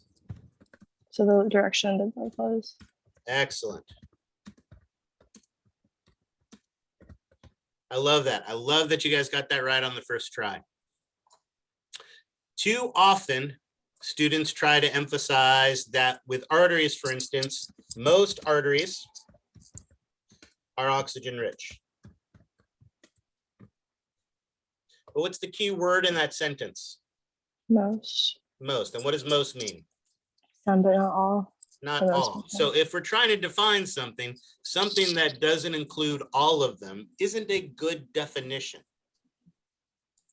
And granted, I'm sitting and I'm not wearing pants, so I don't want to necessarily stand up. But if I could stand up and get on my soapbox, I would do it, because what makes me even more infuriated is when people talk about how most veins are deoxygenated.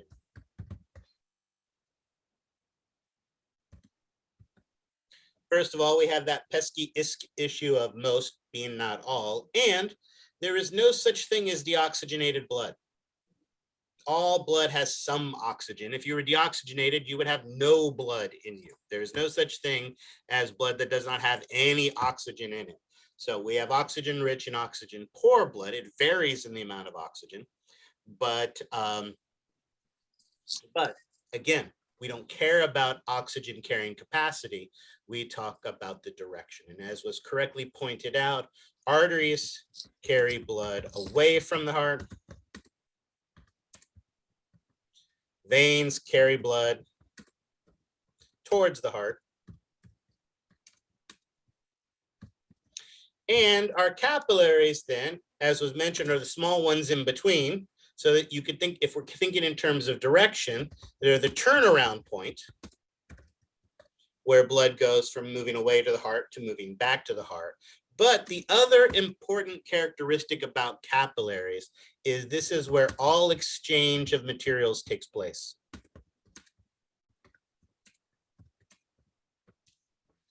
Basically, our arteries and our veins are conduits.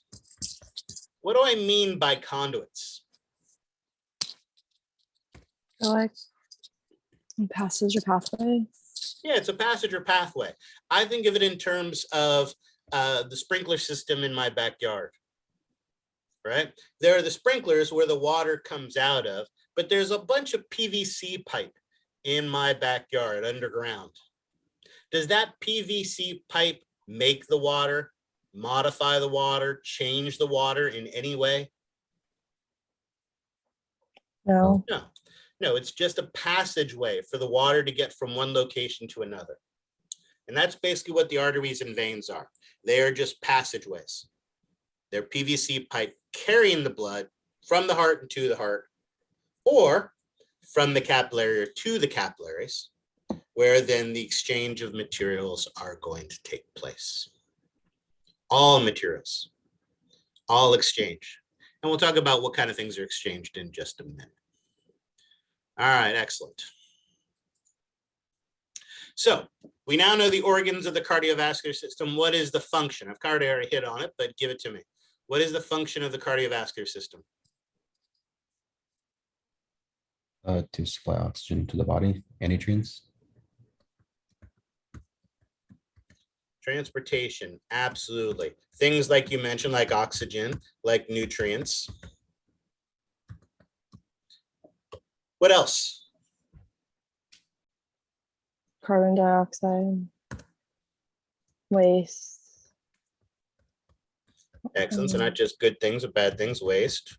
What else? Hormones and chemical signals.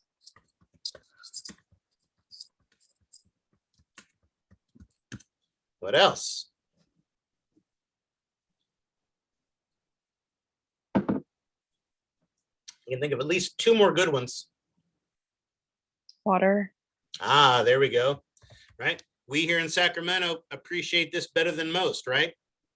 Because if you were to ingest a large amount of water in a very short period of time, and to win what is now an incredibly antiquated video gaming system, and as that water is transported by your cardiovascular system, it upsets the balance of the interstitial fluids surrounding the tissues, leading to cellular death, leading to organ failure, ultimately leading to death because you didn't want to wee for a wee. So that ability to be able to move water from one point of the body to another is a huge function of the cardiovascular system. I can think of one more thing that's importantly transported by the cardiovascular system as well. Well, what if you were to get up and run around the room 16 times and sit back down? What would happen? Heat. Heat. There you go. Exactly. Right. If you've got a significant other that just finished working out, right, you can tell they worked out because their skin is all red from the blood vessels dilating to the surface. And you don't even have to touch them. You can just get close to them and you can feel the heat radiating off of their body because that blood is bringing the heat to the surface to radiate it out. Absolutely. Our cardiovascular system is about transportation. Transportation of pretty much everything that our cells need. There's some crazy number in your textbook, like every living cell in your body is something like 0.3 microns away from a capillary so that it can get rid of all the bad stuff and get all the good stuff that it needs. Excellent. Now, does our cardiovascular system do anything else? Carries white blood cells. Are you talking Okay. about besides like transportation? Yeah. And what do those white blood cells do for us? Fight our body. Our immune It's part system. of our immune response. Exactly. Excellent. Remember, we don't have an immune system. Systems are made up of organs working together. We have chemicals and cells that work together to provide an immune response. We have that white blood cells that are in there. Excellent. Let's go back to transportation for a minute. Pretty much everything on this list, with the exception of oxygen, all of this stuff here is all transported within the plasma.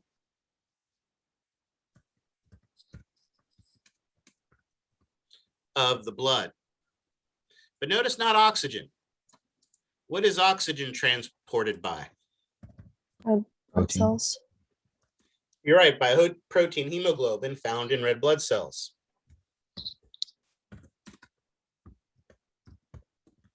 Excellent, by that hemoglobin in the red blood cells. Perfect. So we know there's red blood cells. We know there's white blood cells in our blood. Is there anything else in our blood? And notice also then you could almost argue that blood is another one of the organs of the body, of the cardiovascular system, or at least one of the major components. And based on that, is there anything else that our cardiovascular system does for us? Aaron kind of hit on it, maintain homeostasis,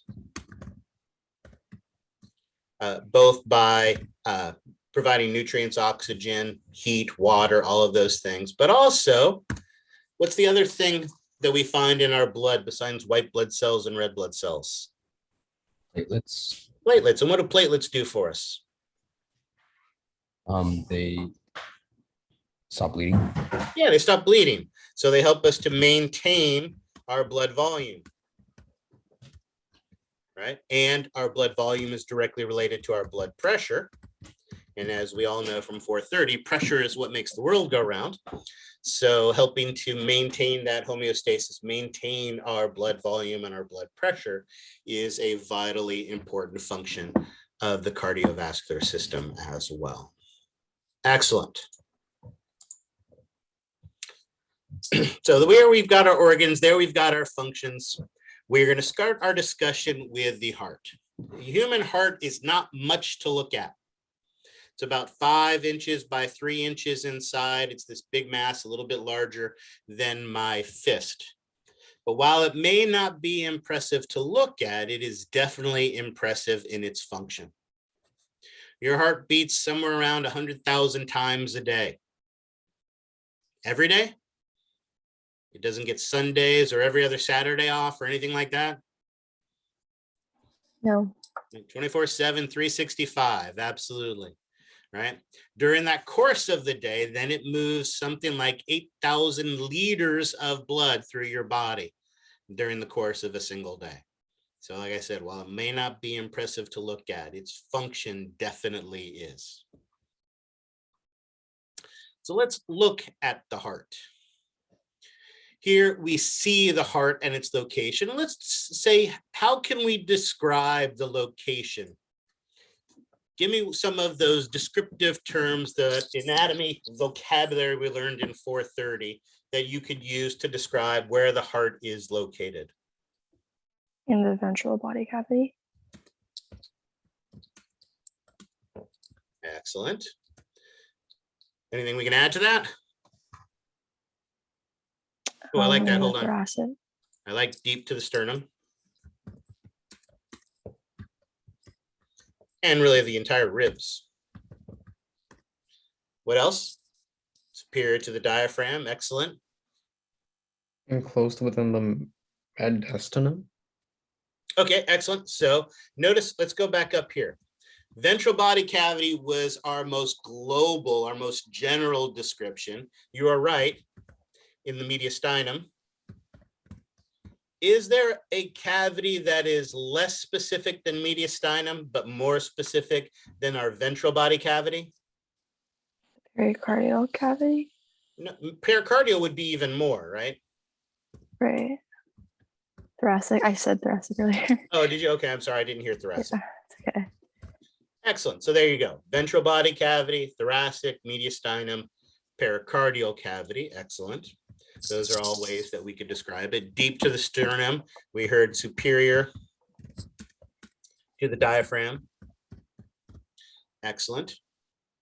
What about its general location in the thoracic cavity? Notice, is it directly on the midline? That's left. Yeah, slightly Kind to of the left. tilted. Absolutely. So it's not symmetrical on its location. And you're right, it is actually tilted. And it is tilted both anteriorly and laterally. So it tilts left and anteriorly.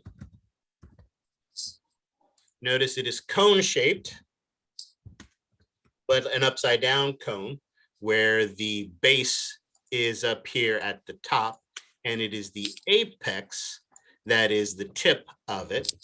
Notice also, because it points forward and to the left, the apex of the heart, actually that orange doesn't show up really well. Let's try blue.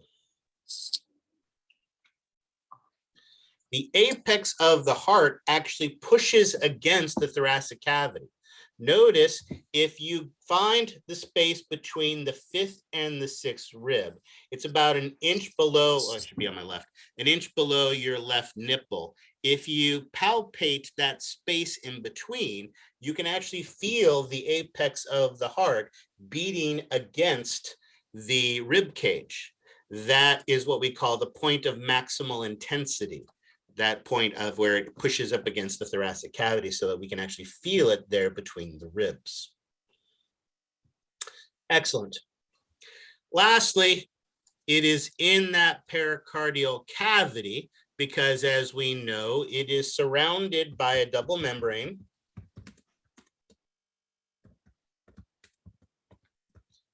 And what type of membrane surrounds the heart? Fibrous pericardium. True, that is the structure that we call, but what's the actual membrane? There we go. It's a serous membrane. And as we know, it's a double membrane because there's 2 layers. There's the layer that is directly on the heart.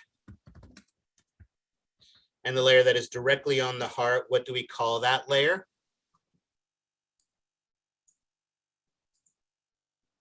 Visceral, excellent. And because it's the visceral layer around the heart, it is, of course, the visceral pericardium. And there's the one that helps to form that pericardial sac, form that cavity.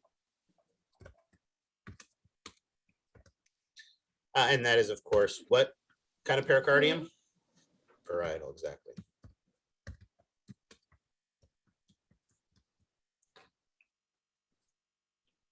Excellent. So it's within its own little case right there. And notice we can see it from this view. We did all of that. And we can see it from this view as well.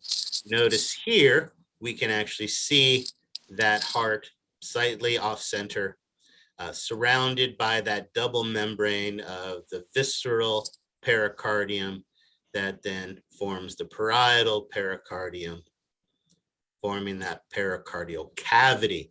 And what does that pericardial cavity contain?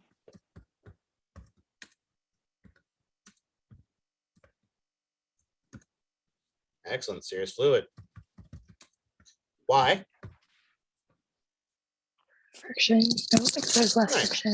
To provide Lubrication. lubrication, to reduce friction, absolutely. So that that heart doesn't beat, right? If you rub your hands together, what happens?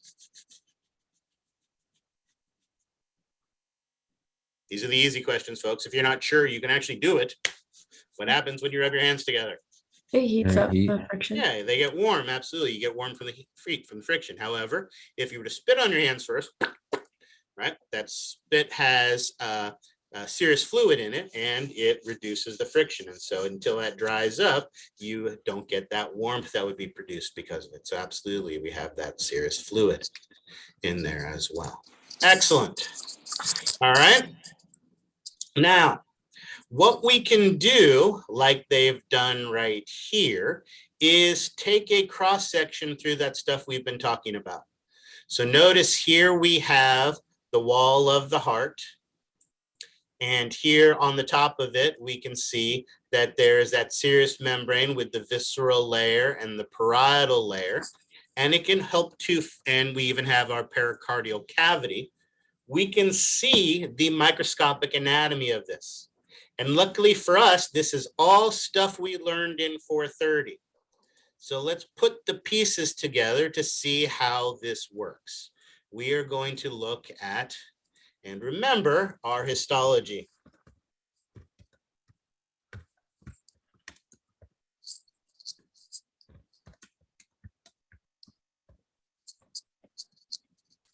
Now, as we just finished mentioning, we have our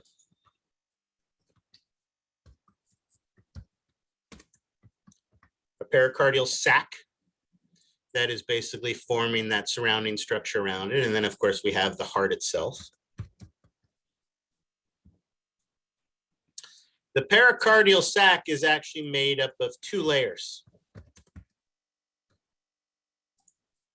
As we've already hinted at, one of those layers is, let's make this a little smaller so it'll all fit.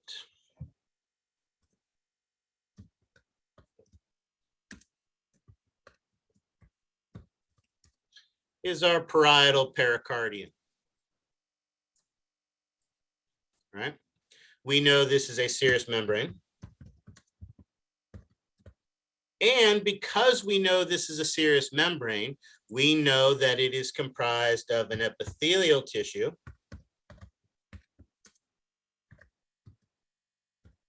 that is sitting on top of a connective tissue.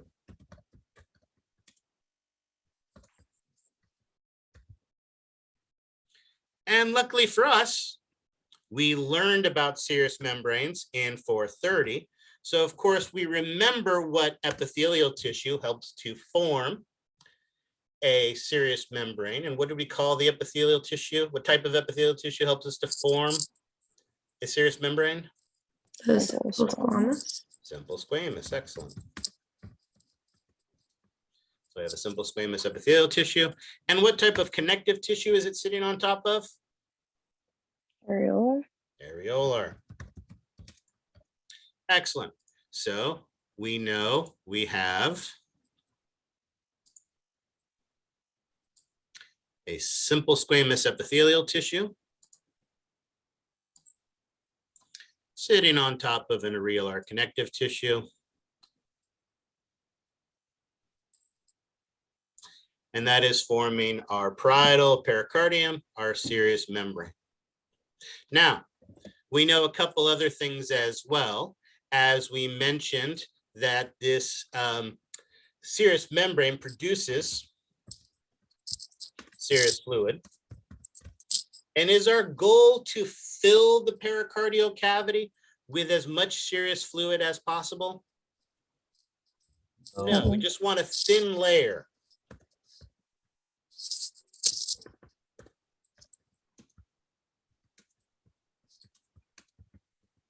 And if you remember correctly, we had a fancy name based on its location for that thin layer of serous fluid that lines the surface of our serous membranes. Anybody remember what we call based on its location?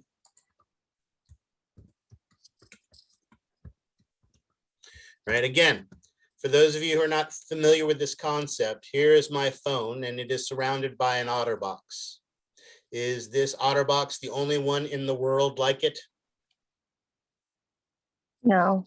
No, there are millions of OtterBoxes, right? And if I compared my OtterBox to all those OtterBoxes, would they be the same or would they be different? Different. Same. They'd be Or the same. sorry. All those OtterBoxes are the exact same as the OtterBox on my phone. The only difference with this OtterBox is its location. This OtterBox happens to be on my phone, so based on its location, it is my OtterBox. This is certainly not the only place we find serous fluid in the body, but serous fluid, when it's lining the surface of a serous membrane, we gave it a special name. And anybody remember what that name was? Start with a T. It does indeed It's start a with a T. transudate or something. Transudate, indeed, absolutely. It is the transudate. And notice fluid's not the only thing. Remember this simple squamous epithelial tissue that is part of a serous membrane. We also give it a name based on location. Anybody remember the name based on location? We give a simple squamous epithelial tissue when it's part of a serous membrane. Mesothelium. There you go. Awesome that you remember that. Whoever you had for 430 must have been an amazing instructor. All right, excellent. So there we have that part of the pericardial sac, but look at the anatomy of this. A real arc connective tissue, a thin layer of loose connective tissue, a single layer of flat cells. Is that going to provide a lot of protection for that heart? Is that going to form a nice cavity for the heart to sit in? No. No. So our pericardial sac, remember, has two layers to it. The other layer to it is what we call the fibrous pericardium. And this fibrous pericardium is basically a thick layer of dense irregular connective tissue that basically is going to form a nice, thick, fibrous, protective outer layer. And these two structures together form our pericardial sac.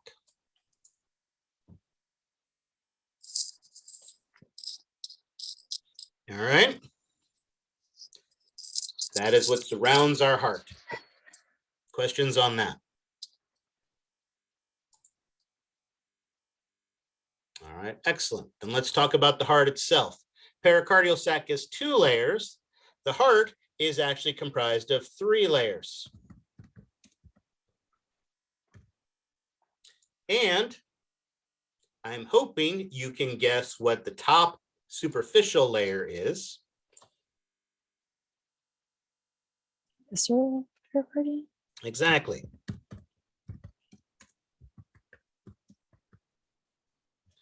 It's the visceral pericardium. Now, what's one of the cardinal rules we have learned in anatomy and physiology? They hate us. Anatomists hate you, absolutely. And one of the ways they express this is by giving multiple names to something that doesn't require multiple names. And this is a perfect example. We know the outer layer of the heart is a visceral pericardium. That tells us so much about it. We know that it is going to be comprised of a simple squamous epithelial tissue. Let's down a little bit so there's a little bit more space. A simple squamous epithelial tissue sitting on top of an areolar connective tissue.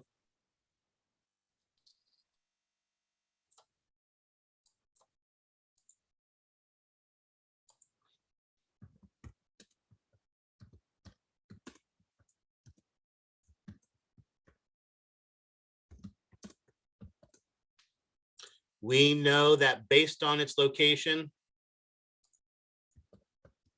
the simple squamous is going to be called a mesothelium. We know that this is going to have a thin layer of serous fluid on the top of it. And this thin layer of serous fluid is going to be called a transudate.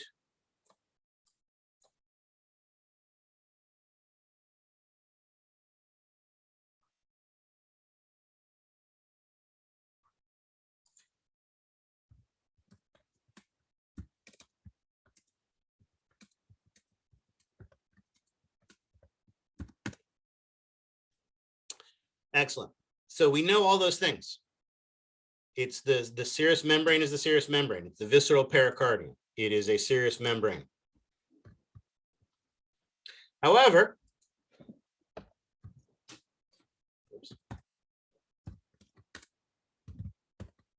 as we also know, anatomists hate us.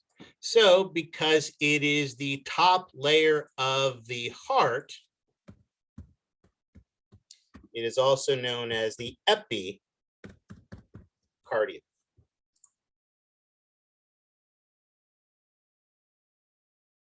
Now, I had a good question that was sent directly to me during the chat, but I want to bring it up. I appreciate that for some of you, you may not have gotten the histology this thoroughly in 430, or you may not necessarily remember it as well. So part of the reason that I'm doing this is A, to scare you, and B, to remind you and encourage you that histology is going to be a big part of this. If this wasn't something that was emphasized in your 430 class, that is okay.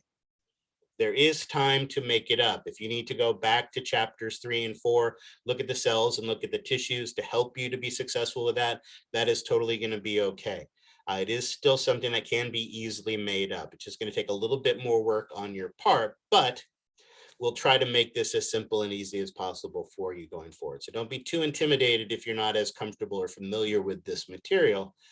Because that's the whole point of us going it over with it together. But I'm purposely doing this to emphasize the fact, well, first because we're doing the microscopic anatomy, but to make sure that you understand and appreciate that histology is going to be an important part of this class. All right. Excellent.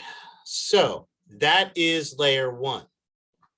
It is sitting on top of the middle layer. And the middle layer happens to be called the myocardium. And with a name like myocardium, guess what type of tissue it is made up of?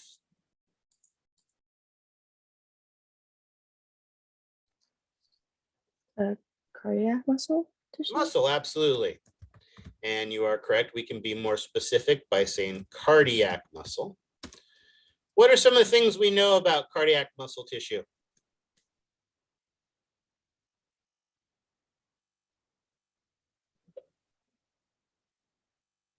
They look like Apparently tubes. nothing. I'm sorry? They look like tubes. And Well, they're be like careful. striated or something. The skeletal are the ones that are totally tubes. Remember, cardiac are tubes that yeah. branch. So these are the branching branch. ones. Are uninucleated? But uninucleated, They have gap junctions. connected by gap junctions. They're involuntary control. Yep, they're involuntary. Not only Okay. involuntary, but remember that can be autorhythmic.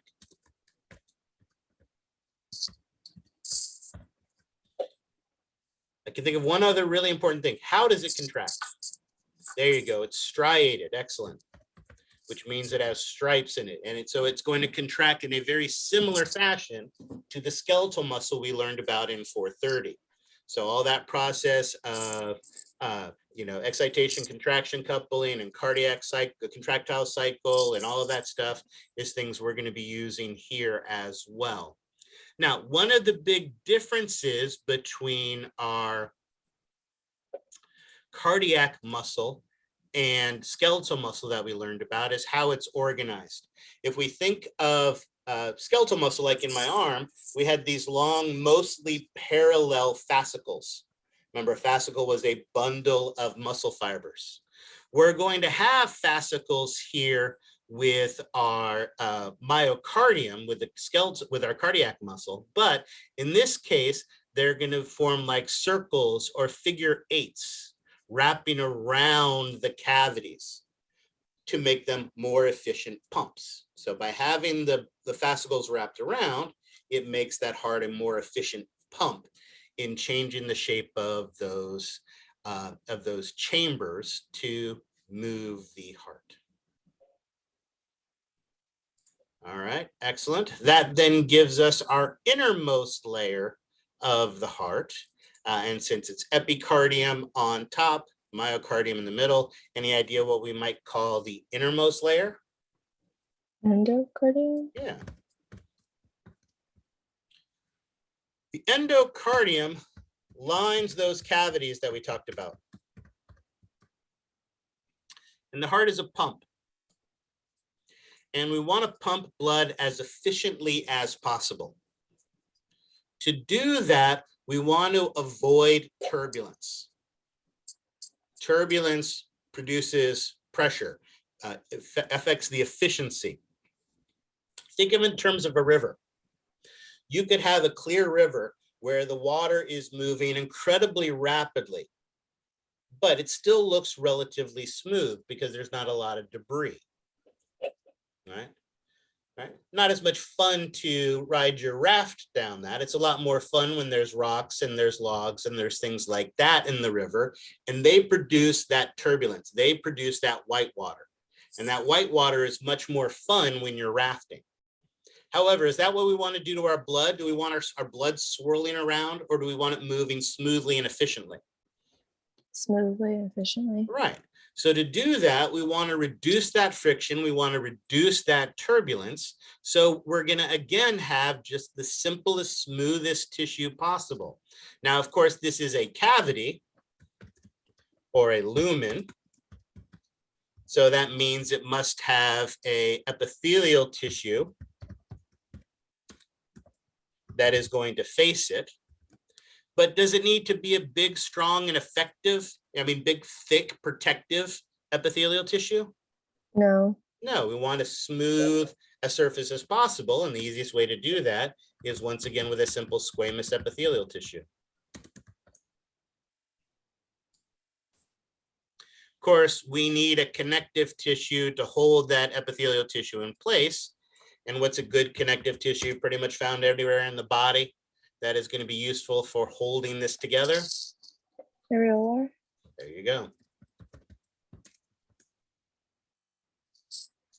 So down here, we are going to have a little bit of areolar connective tissue sitting on top of a simple squamous epithelial tissue.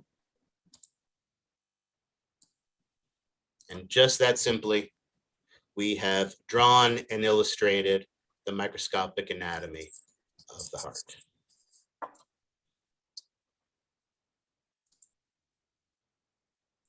Notice I am a truly amazing artist, and this just pops off the screen as you look at it. But we can also look at the pretty pictures from your textbook that show this as well. Again, notice this was our starting point. Notice again, we have the two structures here we're trying to indicate. We have the 2 layers of the pericardial sac and the 3 layers of the heart. We know we have that fibrous pericardium, which is that dense irregular connective tissue that is on the outer surface, making up the pericardial sac with our serous pericardium. And again, remember, it's a double layer. They do connect to each other, the visceral and the parietal. So we have the visceral pericardium and the parietal pericardium. Space in between is the pericardial sac. And again, remember, that is not filled with serous fluid, but lined with a thin layer of serous fluid that we call the transudate.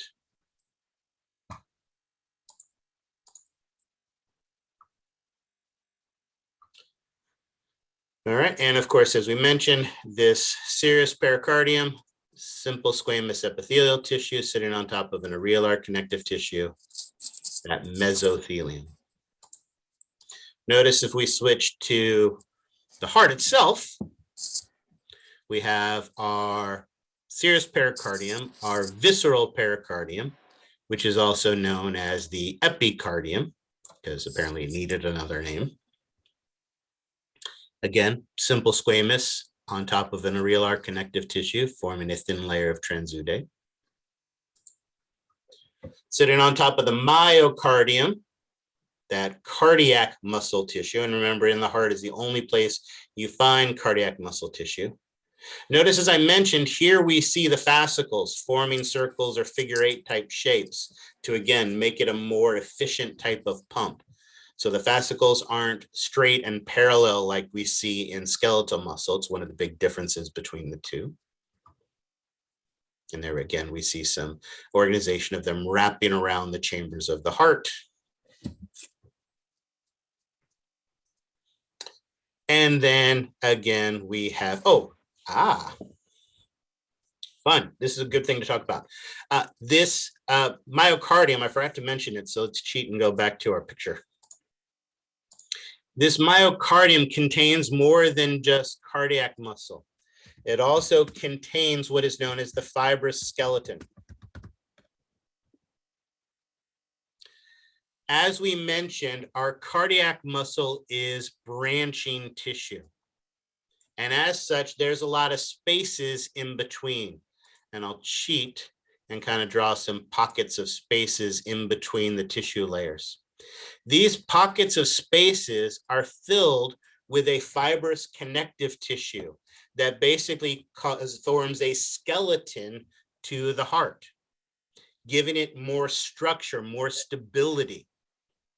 Right? So it's not just a big water balloon filled with blood. It actually has some strength and integrity. And in fact, this fibrous skeleton is actually thicker around the valves to provide more protection.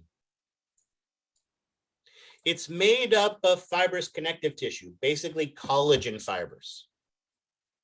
And because it has this nice structure, many years ago, one of the things that they were looking at, right, we have this issue that we still have today of getting an appropriate heart for a heart transplant. Not only does it have to be the right size and shape, not only does it have to be viable and functioning, but it has to be compatible with your body.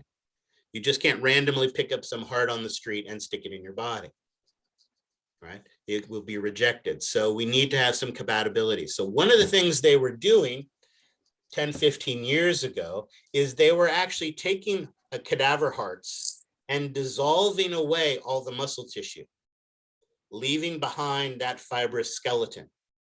Then they were taking stem cells and trying to get those stem cells to grow new cardiac muscle onto that heart. So if you could repopulate the heart with heart muscle that is, right, your heart muscle, then there's no issue of compatibility. So it's something, that's where I was just going, Arthur, excellent point. So that was something that they were looking at many years ago as a way of maybe being able to increase the number of heart transplants, that maybe we could grow it. Then they had minimal success with that. But then what was really cool is they're all right, why do we have to bother dissolving all this tissue and getting the fibrous skeleton off of this cadaver's heart? Why don't we use a 3D printer to make a fibrous skeleton and then try to populate that with the appropriate heart cells? And so they tried to do that for a while. However, again, minimal success. And as just happened last week, we now have had our first pig heart transplant where the genome of the pig heart was changed. So again, that fibrous skeleton model is something that was looked at, isn't as viable, and the technology continues to change. And so, yeah, just this past week, we had that pig heart transplant, which was amazing. But it is this important structure, and we'll see not only does it give integrity and shape to the heart, but we'll see it plays an important role in affecting the physiology of the heart as well. So forgot to mention that. I'm glad I had that as on the notes. Excellent.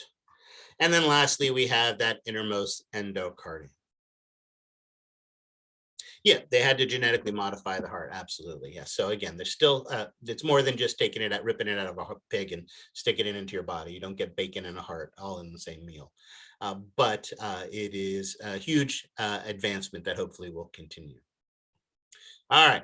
Here, I want to show you, this basically is exactly what I just drew. little bit nicer here, but again, notice we have that chunk that has been taken out of the heart and the pericardial sac. And we see all those layers we just finished talking about. The dense irregular connective tissue, that fibrous layer on the outer surface, our parietal pericardium made up of a simple squamous epithelial tissue on top of an areolar connective tissue, and our visceral pericardium made up of a simple squamous epithelial tissue and an areolar connective tissue. The cavity in between. Notice it's not showing the transudate, that thin layer of serous fluid in there, but we know it's in there. Notice here, they've done a great job of showing us our cardiac muscle. And notice in the gaps, that's where we see the connective tissue that is forming that fibrous skeleton. And then lastly, the endocardium, which is made up of the endothelium, the simple squamous epithelial tissue on the inner surface, and an areolar connective tissue as well. So the same drawing we just did here is in your textbook and shows the microscopic anatomy of the heart. All right, questions on that? Oh, yeah, I have a question about your illustration. Are you going to be Yep. posting those? Yes, I can do that. Absolutely. Thanks. All right. But again, notice, again, mine is a little simple, but notice the picture from your textbook shows the exact same things, but I'm happy to do my picture as well. Yeah, it helps me better. Yeah, excellent. All right. So we have done the microscopic anatomy of the heart. We can now switch gears to the next. We will do the gross anatomy of the heart. And there's going to be a lot more vocabulary on this as well. So this is a good stopping point. Let's go ahead and take our second break. We'll make this one a little bit shorter. We'll make this one just a quick 15-minute break. We'll call it a 12-minute break. Come back at 10:45. And at 10:45, we will pick up the lecture from here. So any questions before we take our break? All right. Quick chance, take a biology break, get something to eat, get something to drink. Like I said, cry, whatever it is you need to do. I'll see you back here in 12 minutes.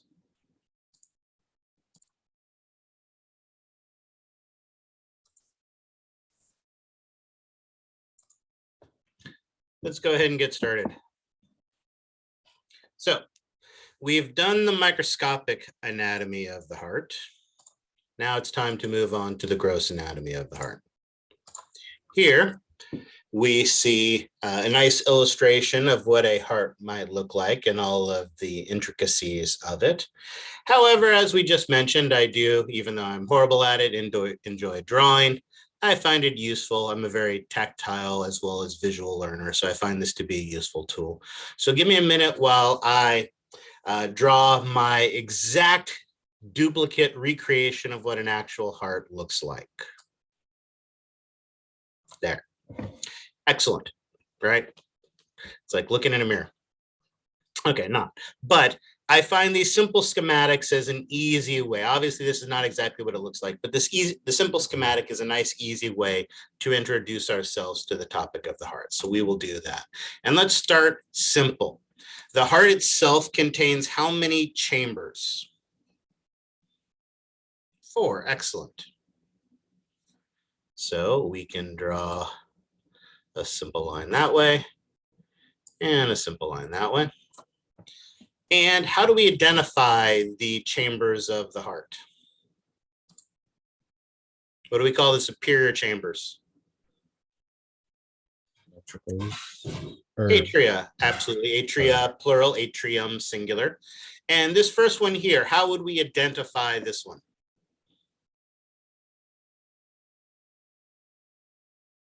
Excellent, because we always assume anatomical position. This would be the right atrium. And that, of course, would make this one over here the left atrium. Excellent. Do that there. And of course, the bottom ones then are called what? Ventricles. Excellent. And of course, this would make this one the right. And that would make this one the left. Excellent. All right, so there we have the 4 chambers of the heart. Now, it doesn't exactly look like this, obviously. The atria are much, much smaller. They are indeed the superior ones, and their job is primarily to receive the blood.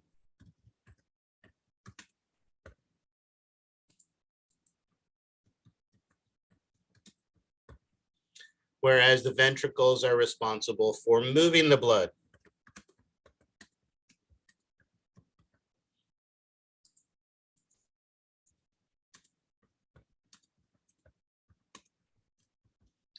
Excellent. So they're not equal in size the way I've drawn them here, and they're also not equal in their organization. For instance, when we talk about the ventricles, one of the interesting things about the ventricles is in general, the ventricles have a thicker wall than the atria. So the wall of the atria is relatively thin, where the ventricle walls are thicker. But also the left ventricle is much, much thicker in its wall than the right ventricle. It has a much thicker wall. It has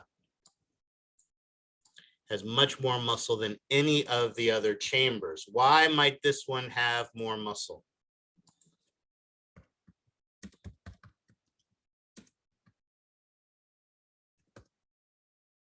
Right, it's because where it's moving the blood to. As you mentioned, the left ventricle is moving the blood out of the heart and it's going to the body. From the tip of your toes to the top of your head and everywhere in between. Whereas, where is the right ventricle sending the blood? Lungs. To the lungs, which are right next to the heart, but also are incredibly delicate tissue. So do we necessarily want to send a massive amount of high pressure blood to those very delicate lungs? So the part where you say no. No. The part where you say no enthusiastically. No. There you go. Exactly. Absolutely. Exactly. These are the easy questions. No, absolutely. So again, this more muscular wall allows us to produce more pressure. And as we know, pressure is indeed what makes the world go round. There's another big difference between the two as well. The left ventricle is circular in its muscular structure. Again, making it a very efficient, powerful pump. The right ventricle not only has less muscle in it, but it actually wraps around the left ventricle. So if you were to do this with your own hands and try to squeeze with your left hand and then squeeze with your right hand, squeezing with your right hand isn't nearly as efficient. So it doesn't have as much muscle. It's not as efficient in its orientation. And that's what makes the left ventricle a much more powerful pump, producing much more pressure. All right. So these are our chambers and their jobs. And now we can also be more specific as well. Our right atrium is going to receive the blood, but where does it receive the blood from?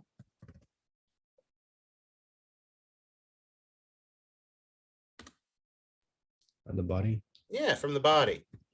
How is that different from the left atrium then? Where does it receive the blood from? Lungs. Lungs. Excellent. Perfect, perfect, perfect. Notice then, that means we need some ways into and out of the heart, what we call our great vessels. Great vessels are the blood vessels that directly connect to the heart. For the right atrium, there are actually 3 of these, but for right now, we're going to cheat and just draw 2. And in fact, we'll cheat and do it this way.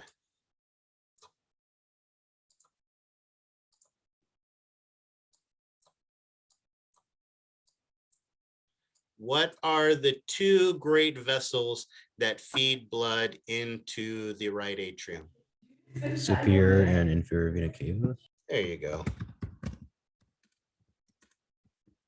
So we have our superior vena cava and our inferior vena cava.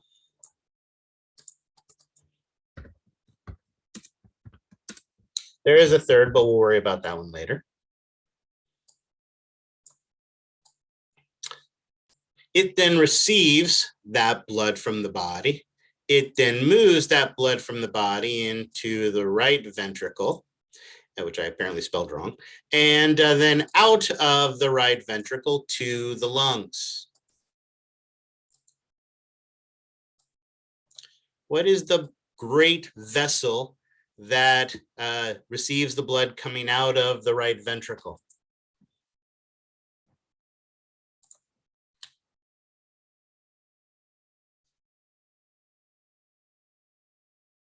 Excellent.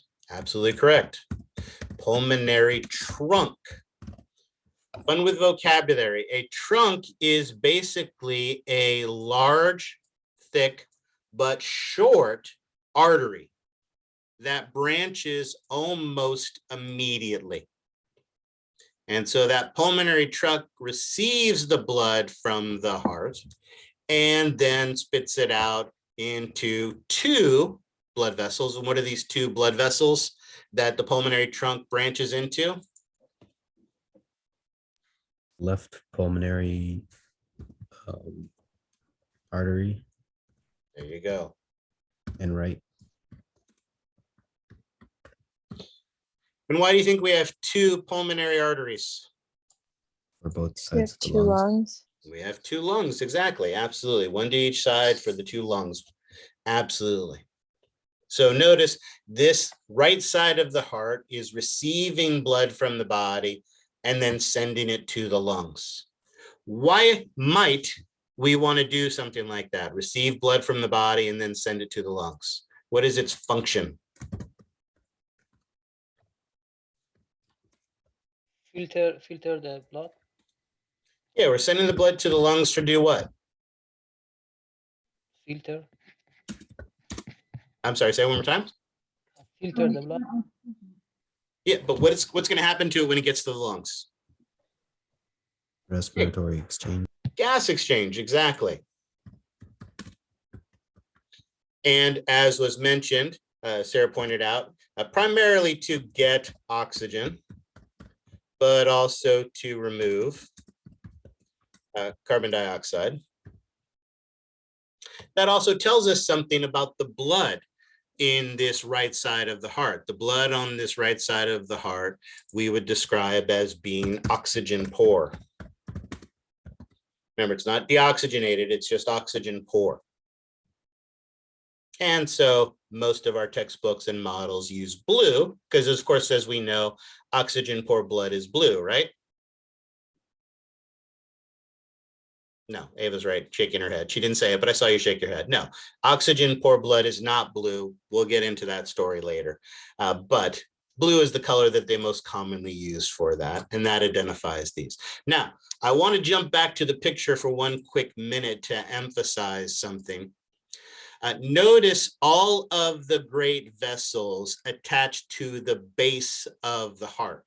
Remember, we said the heart was cone-shaped, meaning it has a big flat base and then it comes down to an apex, to a point.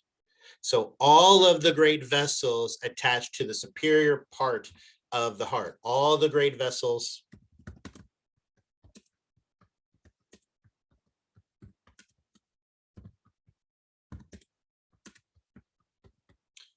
they're all superior on the heart. So obviously my schematic that I'm drawing isn't accurate in that case. And we see that here. Notice from our right ventricle, the blood goes superiorly into the pulmonary trunk and then branches into the two pulmonary arteries. So I want to make sure to emphasize that what I am drawing is just a schematic and not the actual anatomy. Again, we were talking about before, this is a little bit of a simpler illustration to emphasize the components, but just make sure that you understand that this is a schematic. This is not an accurate representation. Now, we know what's going on the right side, but we can talk about now what's going on to the left side. Left side is going to receive blood from the lungs. And what blood vessel do you think brings blood back to the lungs? Pulmonary veins. pulmonary veins. Any idea how many pulmonary veins we actually have? 2 for left and right. We Never do mind. indeed have left and right, but we also have superior and inferior. So that means a total of 4 total pulmonary veins. And again, I'm going to just draw the one opening here, but if we cheat and go back to our illustration, notice here, we can see this is indeed the superior left pulmonary vein, inferior left pulmonary vein, superior right pulmonary vein, inferior right pulmonary vein, that are all feeding into this left left atrium. So there are indeed 4 pulmonary veins, and that's how we distinguish them: left and right, superior and inferior. Its job then obviously is then to feed this blood into, oops, hold on. Shucks.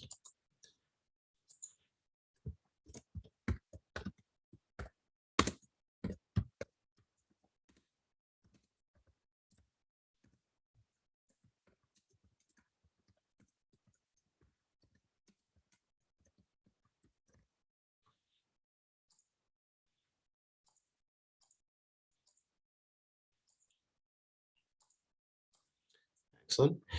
To filter the blood into the left ventricle that can then pump it out to the body. Of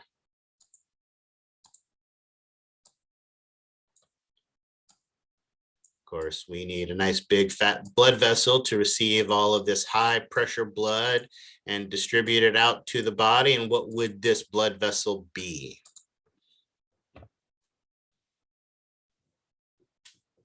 It receives the aorta. Excellent. All right. As some of you may or may not be aware, I went to both graduate and undergraduate school at UC Davis. I did both my graduate and undergraduate. I worked there in between. So I spent far more time than any one rational person should have to spend in Davis, California. As such, I grew insanely exhausted by Davis. And so, like most graduate students who spend too much time there, you either fall in love with Davis or you flee the area. I fled the area and did so by living in Woodland. For those of you who do not know about Woodland, that is perfectly okay. It is a tiny little, crappy little city that basically has one main street that goes through the whole thing, right? It has one main drive that goes down the whole thing. And often when you have a big main drive like that, it's not just called Main Street, but you have East Main Street and West Main Street that kind of distinguish the different parts of it. I gotten on this rant because that's what we're going to do with the aorta. The aorta is one blood vessel, but it is a hugely important blood vessel that is responsible for, as we've mentioned, distributing blood to the different parts of the body. So we are actually going to take the aorta and subdivide it into 4 main portions. We're not just doing this randomly and just to make more work for you, but because these 4 different regions of the aorta distribute blood to, there you go, excellent, Sarah got that, different parts of the body.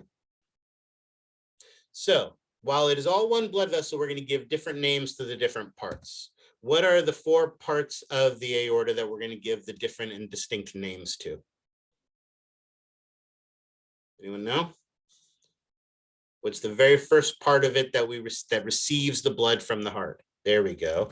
The ascending aorta. So that is the part that actually receives it directly from the ventricle.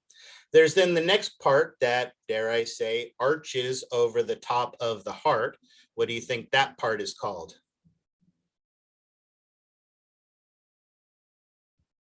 Well, we're not going down yet. We're going over the top of the heart. So what would be the part we're going over the top of the heart be? Aortic arch. Then you're right. From there, we're going to descend.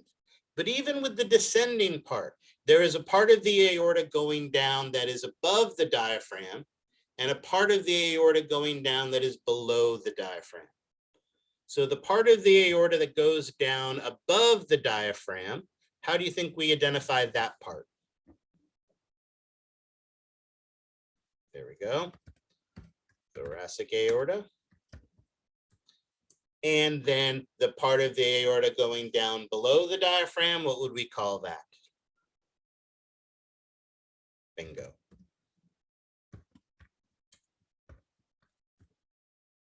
So on the exam, if I were to point at a portion of the aorta, do not just write aorta, be specific.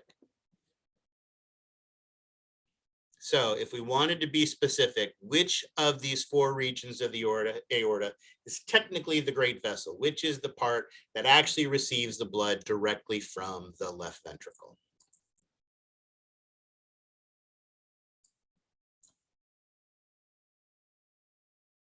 The ascending, excellent.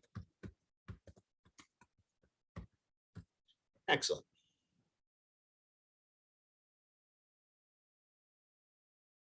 And with that, we have identified all of our great vessels. Notice we can again go back to our pretty picture and see all these things. Again, notice here we have our right atrium, our left atrium, our right ventricle, and our left ventricle. Notice the muscular wall of the left ventricle is thicker than the right, but both are thicker than the aorta. Remember also, as I mentioned, the left ventricle's muscle is arranged in a circular fashion, whereas the right wraps around the left, so we can produce much more pressure in the left ventricle than the pressure that can be produced in the right ventricle. And then here, actually, we can stay here. Here we can see the great vessels we've talked about. Here is our inferior and superior vena cava feeding into our right atrium. Our right ventricle feeds out into the pulmonary trunk, which then immediately branches into the pulmonary arteries, going to the lungs to get oxygen.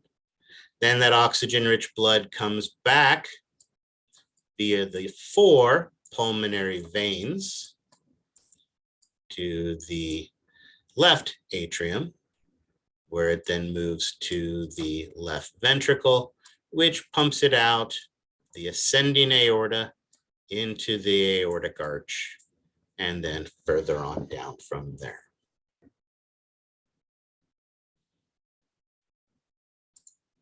All right. Questions on that? Notice what this accomplishes. And as we mentioned, we kind of already talked about this, so I'll go ahead and write it here. The function of the left side of the heart is to receive the blood from the heart and send it to the body to transport those materials and remove waste. And of course, one of the main materials that our body tissues need is oxygen. So we're going to give oxygen as well as getting CO2 and all those other things. But we're going to give that oxygen. And so, of course, that means that this blood associated with the left side of the heart is going to be oxygen rich. And of course, this we give the fancy red color to.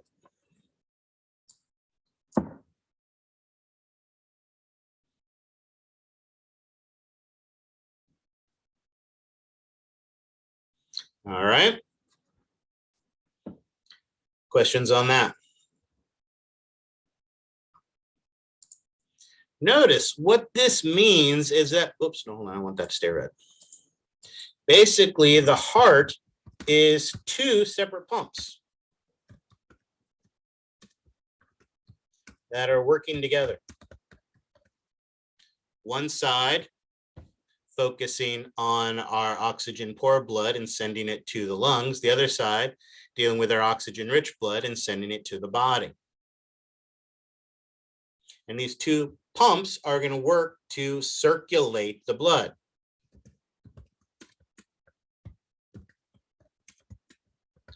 And we want to keep that circulation going in a one-way direction. How do we make certain that this blood continues to flow in just one direction? The valves. Excellent. With valves, that is correct. And there are two types of valves.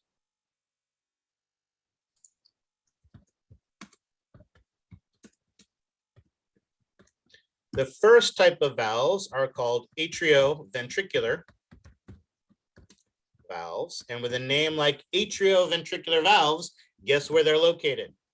In between the atria and the ventricles. Excellent. So they are, oops. Found here. Nope, still not the right color. Brown, there we go. They're found here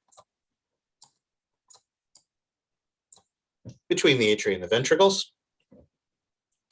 Collectively, they are atrioventricular valves, but of course they each have their own individual names. What is the name of the one between the right atrium and the right ventricle? Anyone know? There you go. Tricuspid. The reason for this is, even though my drawing doesn't show it, there are these flap-like structures to the valves. And these flap-like structures are called cusps.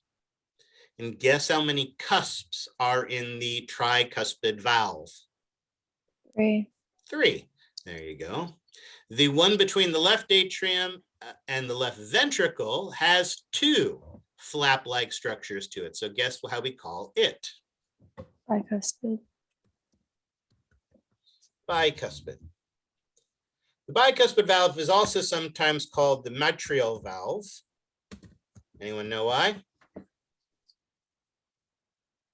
Because of the shape. Yeah. The shape of these cusps are kind of these flap-like structures that kind of look like that.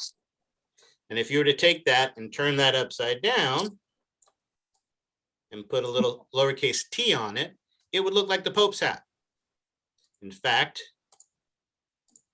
I did a web search not too long ago where I was trying to find a picture of the Pope. And this is the one I got. I'm pretty sure that's him.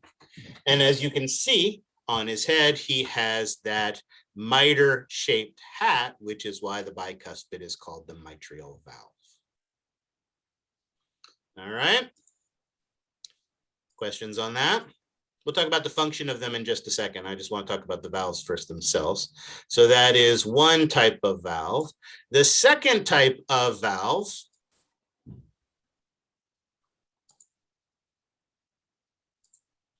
are what are known as the semilunar valves.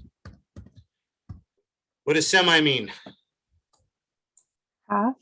Half. What does lunar refer to? Moon. Moon.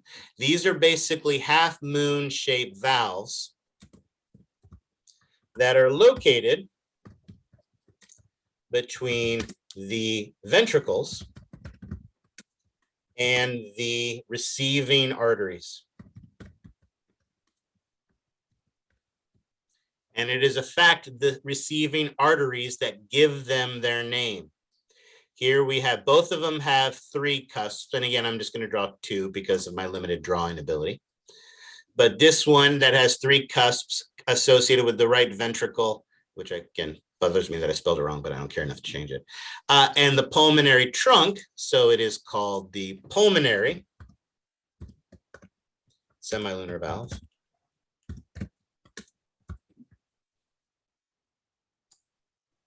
And the other one is between the left ventricle and the ascending aorta. So not surprisingly, it is the aortic.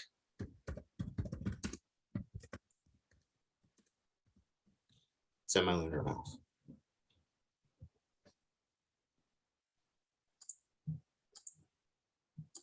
And again, if we look at the pretty pictures, notice here, this picture does a nice job of showing it. Here we see the two atrioventricular valves. Here we see, again, just two of the three cusps that make up our tricuspid and two of the cusps that make up our bicuspid. Although notice if we go back to this view here, notice here we can see indeed that there is 1, 2, and 3 flap-like structures that make up the tricuspid, while there's only 1, 2 that makes up the bicuspid. And notice here, 1, 2, 3 half-moon-shaped cusps. 1, 2, 3 half-moon-shaped cusps that make up our semilunar valves. And obviously the aortic was the one that feeds into the aorta, and the pulmonary is the one that feeds into the pulmonary trunk.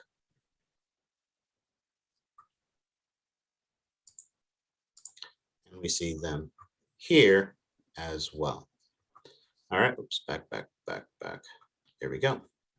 There we see the three cusps of our pulmonary. We see a little bit of the aortic sneaking out here, one of the cusps that they've shown us there, and the cusps of this as well. So questions on the anatomy of these?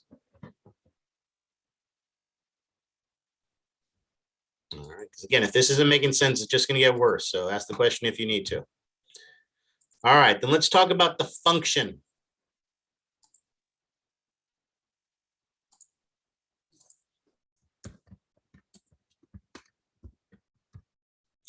And we will start first with the semilunar. When the ventricle is at rest,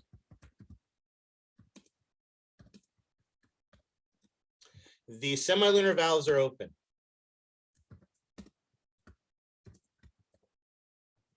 Basically, what happens is those cusps, and again, because of my limited drawing skills, I'm just going to draw two of them. Those cusps dangle down into the ventricle. This allows blood to flow from the atria into the ventricle and fill the ventricle with blood. However, when the ventricle contracts, its volume gets smaller. And what do we know how that happens when volume gets smaller? Pressure increases.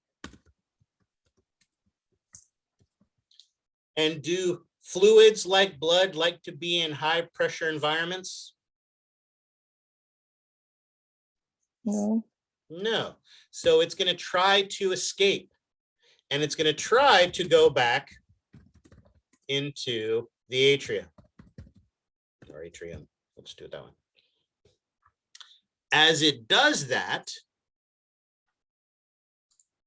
that pressure pushes on the valves, and what ends up happening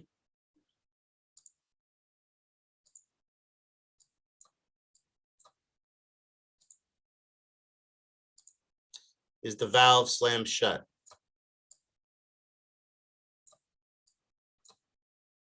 So the pressure of the blood pushing on the valves causes that valve to close. I always think of it as if you had an umbrella that was partially open and a gust of wind came, that wind would fill the umbrella and cause it to pop all the way open. And that's what's happening here. We do have an issue though, because what if it's not just a gust of wind, but what if it's a massive gust of wind that's hitting your umbrella? Then what happens to your umbrella?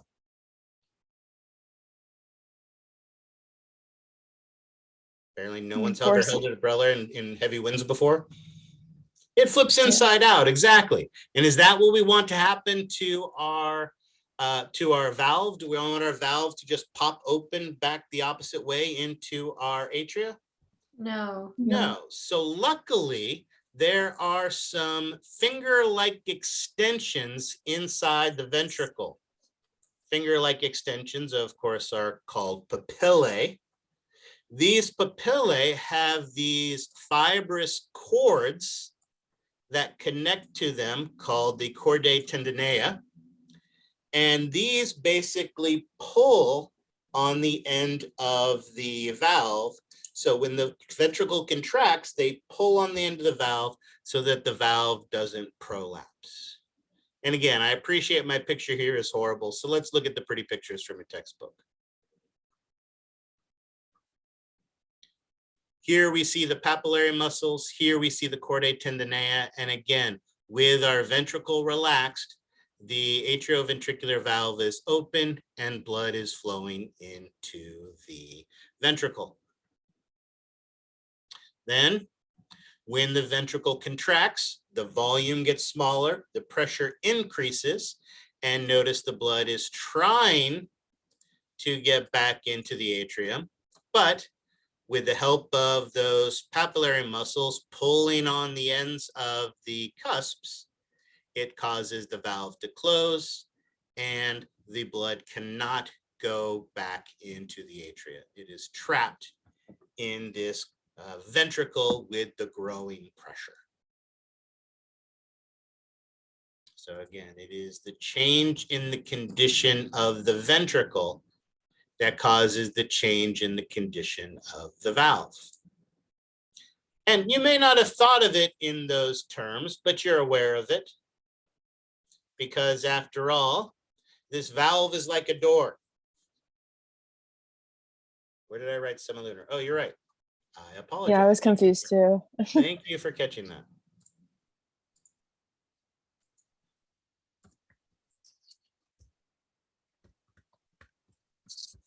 Excellent. Thank you guys for catching that. I appreciate that. You're aware of this because these valves are like a door. And when my wife and I are having a discussion and it doesn't necessarily go my way, can I tell when she opens the bedroom door or when she closes the bedroom door? Closes. Closes. And it's the same thing here. When that semilunar valve closes, oh, I did it there too. With the atrioventricular valve, wow, this was really bad. Apparently I haven't had enough coffee. All right, hold on. I think you said that you were going to start off talking about the semilunar one, and then. But I didn't want to. I wanted to talk about the atrioventricular first. This is what I wanted to talk about first. This is what we're talking about. So my error. When that atrioventricular valve closes, that is when we hear that first sound of the heart, that lub, right? If you listen to someone's chest, you hear that lub dub, right? That lub sound you hear is the closing of this atrioventricular valve.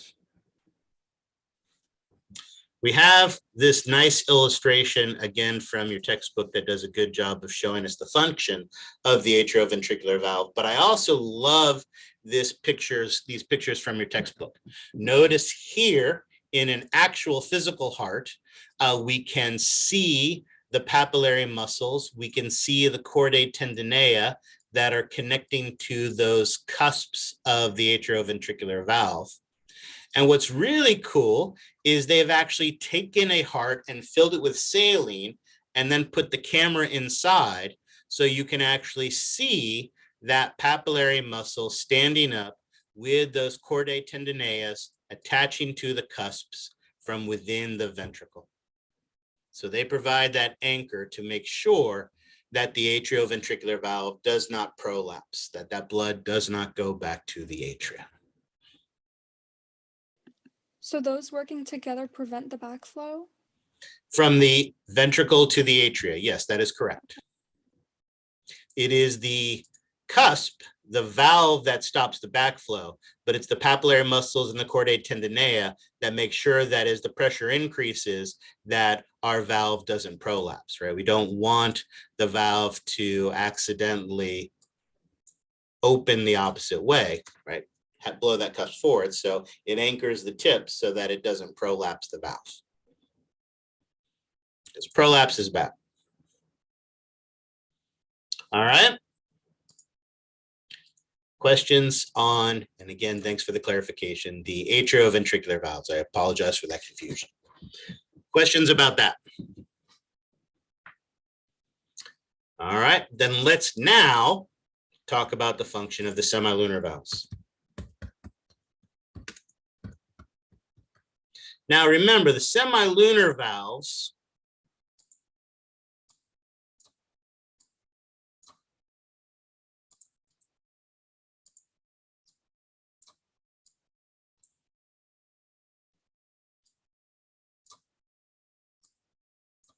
are basically between the ventricle and the great artery that is going to receive blood from it. As I mentioned, there are 3 half-moon shaped cusp-like structures. Again, I'm just going to draw 2 of them. And notice that when the ventricle is at rest,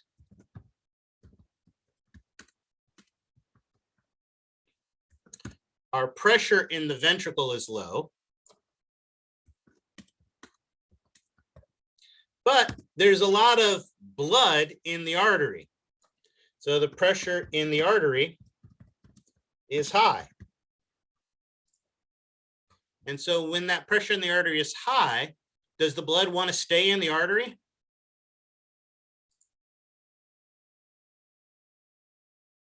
No. So it's going to be trying to go back into the ventricle to get away from that high pressure. But notice those cusps are closed, so it cannot. So at this point, our semilunar valve is closed. But then our ventricle contracts. And when our ventricle contracts, its pressure increases. And it becomes greater than the pressure in the artery. And when that happens, it basically forces the blood out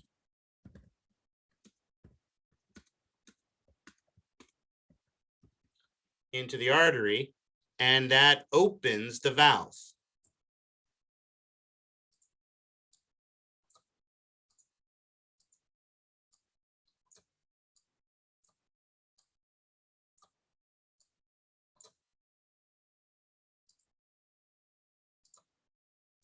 The valve gets pushed open and the blood is ejected from the ventricle.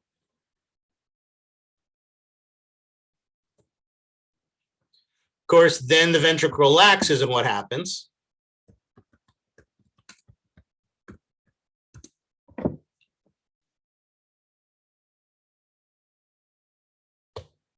What happens to the pressure in the ventricle when the ventricle relaxes? Decreases.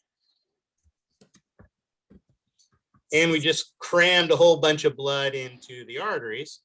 So now again, that blood wants to try to get back.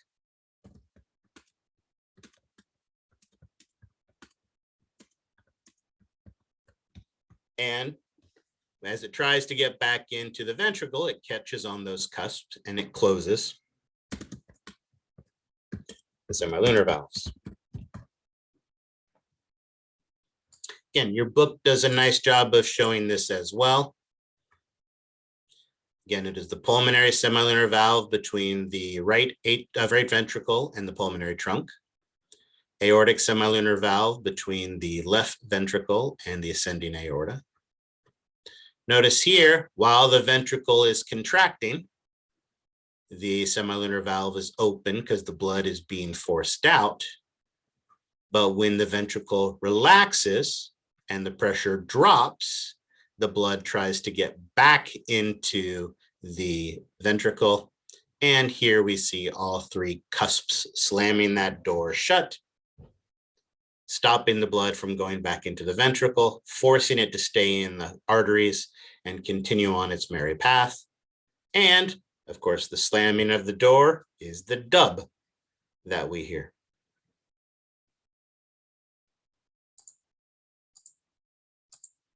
Notice one last thing, both valves open and close. But notice that when the ventricle is at rest, the AV valves are open and the semilunar valves are closed. When the ventricle contracts, the AV valves are closed and the semilunar are open. And again, your book has done a nice job of showing this. Notice here in this nice illustration, here we see the condition where the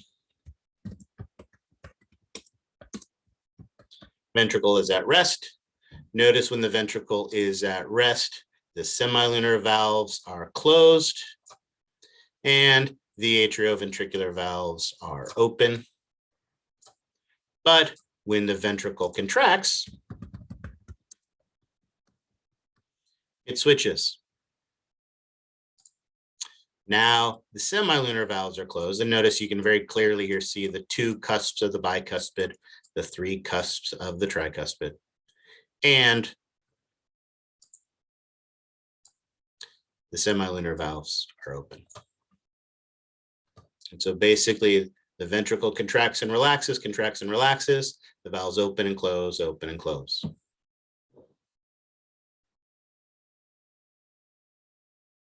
And so these valves together assure that one-way flow of the blood.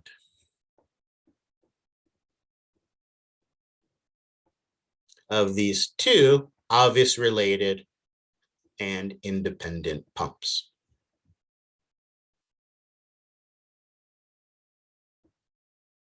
Questions on that?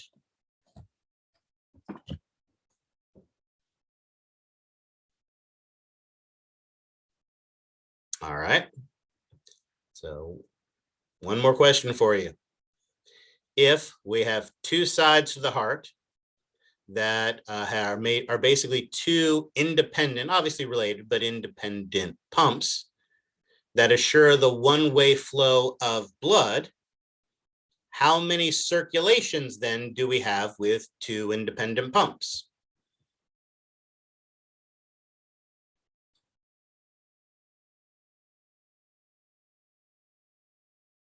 Two pumps, 2 circulations, right? Exactly. 2 pumps, 2 circulations. Questions on that? It says 3. Oh, crap. You're right. It does say 3. Absolutely. Yes. 2 pumps lead to 3 circulations in the body. Let's see if we can figure out what those are.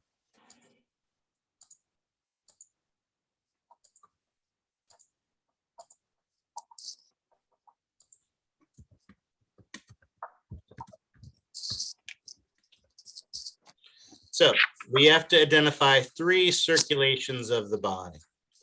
Give me an example of what one of the places in the body you might want to go could be. The brain. Okay, brain or the rest of the body. That would be what we would call the systemic circulation. Systemic circulation basically involves blood going from the heart to the parts of the body and then back to the heart.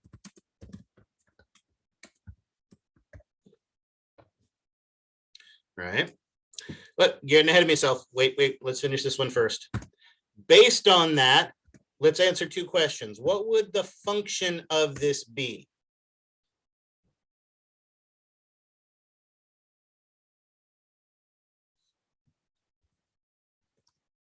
What is the function of the systemic circulation? To feed the body.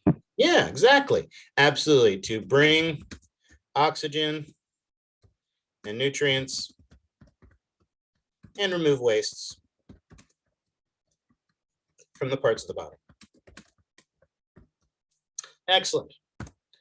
So far, we've talked about chambers of the heart and great vessels. What chambers of the heart and great vessels would be involved in this circulation?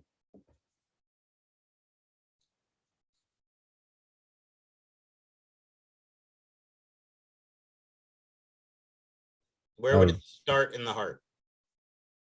The right Mm. ventricle Right or ventricle. left functions- ventricle, left ventricle. Left ventricle. Okay, so it starts in left ventricle. Excellent. From the left ventricle, it feeds into what blood vessel? Ascending aorta.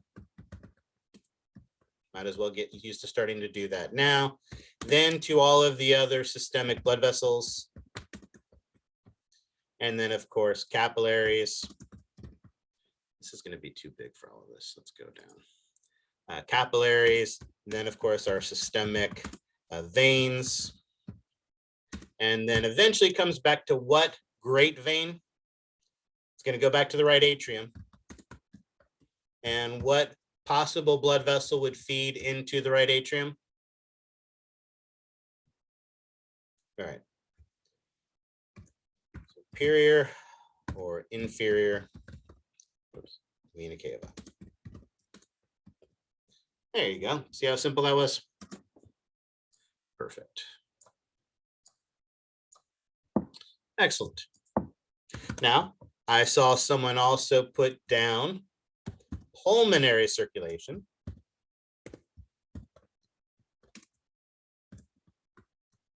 That is indeed our second circulation. And in this case, our pulmonary circulation goes from the heart to where? Is it the lungs? Yep. And back to the heart. Why? What's its function?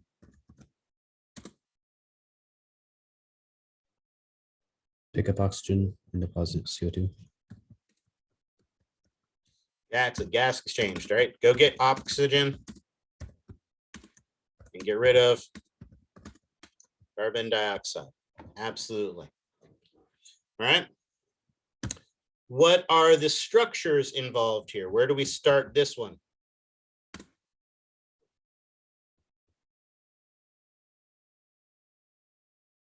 Right ventricle, excellent. Which feeds into which great vessel? Pulmonary trunk. Which then feeds into our pulmonary arteries, to capillaries for the exchange to take place, and then pulmonary veins, which ultimately lead back where? Left atrium. Excellent. Notice also, this is the circulation that screws it up for everybody else. Remember, we talked about most arteries are oxygen rich. Most veins are oxygen poor. In fact, in our systemic circulation, all arteries are oxygen rich. All veins are oxygen poor. It is the pulmonary that screws it up. Think about it. The arteries leaving the heart are going to the lungs to get oxygen, so they're oxygen poor. And once they get that oxygen, they're bringing it back. All of our pulmonary veins are oxygen rich. So they're the ones that screw it up for everybody else. If we go back to the pretty picture here, right? Here we see that pulmonary circulation where it is the arteries that are oxygen poor and the veins that are oxygen rich.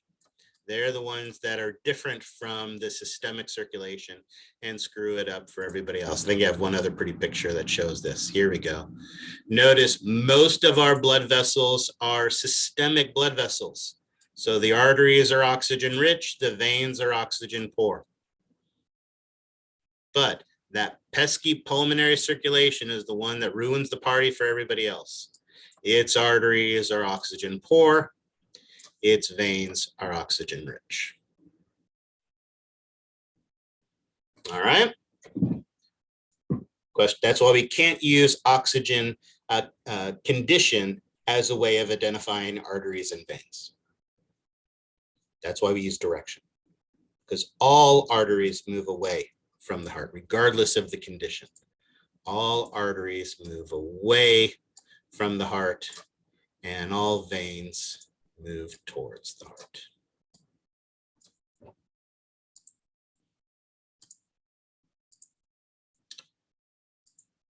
So what's left? The coronary.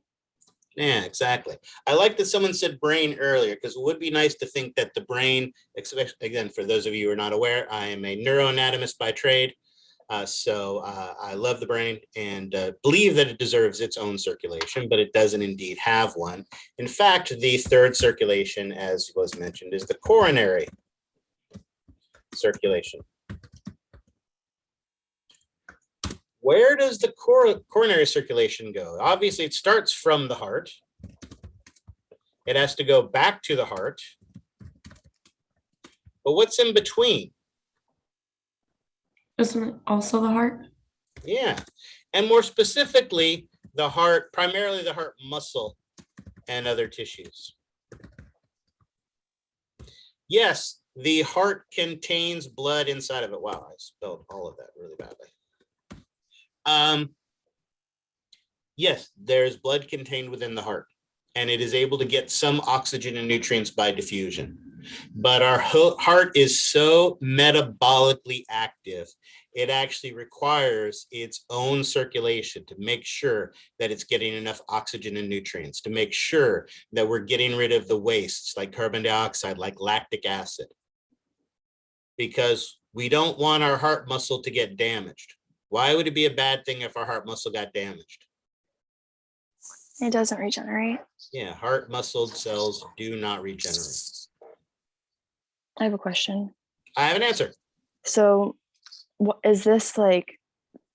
I mean, it almost sounds a little bit similar to systemic circulation, but the only difference is that one's like the middle part is to the body and the other is just to the heart. So, is it part of systemic circulation or its own? It is its own circulation, but you are correct in that it is similar in function to the systemic. All right. It is considered its own circulation, but it's similar in function. Its job is to bring oxygen and nutrients and remove wastes from the heart. What did I do? Perfect.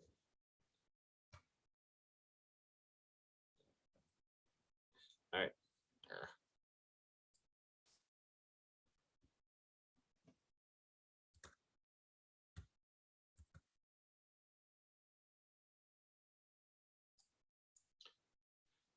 From the heart. Oops, not from the heart, from the heart.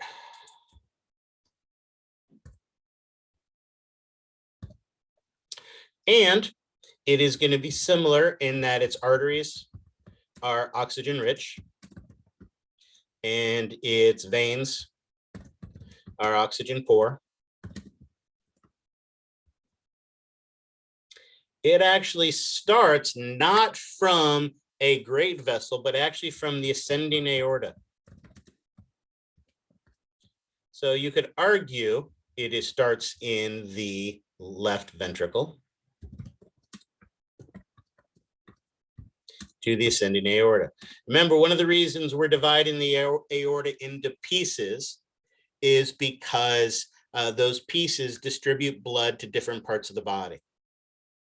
There are only two major blood vessels that come off of the ascending aorta, and they happen to be the right and left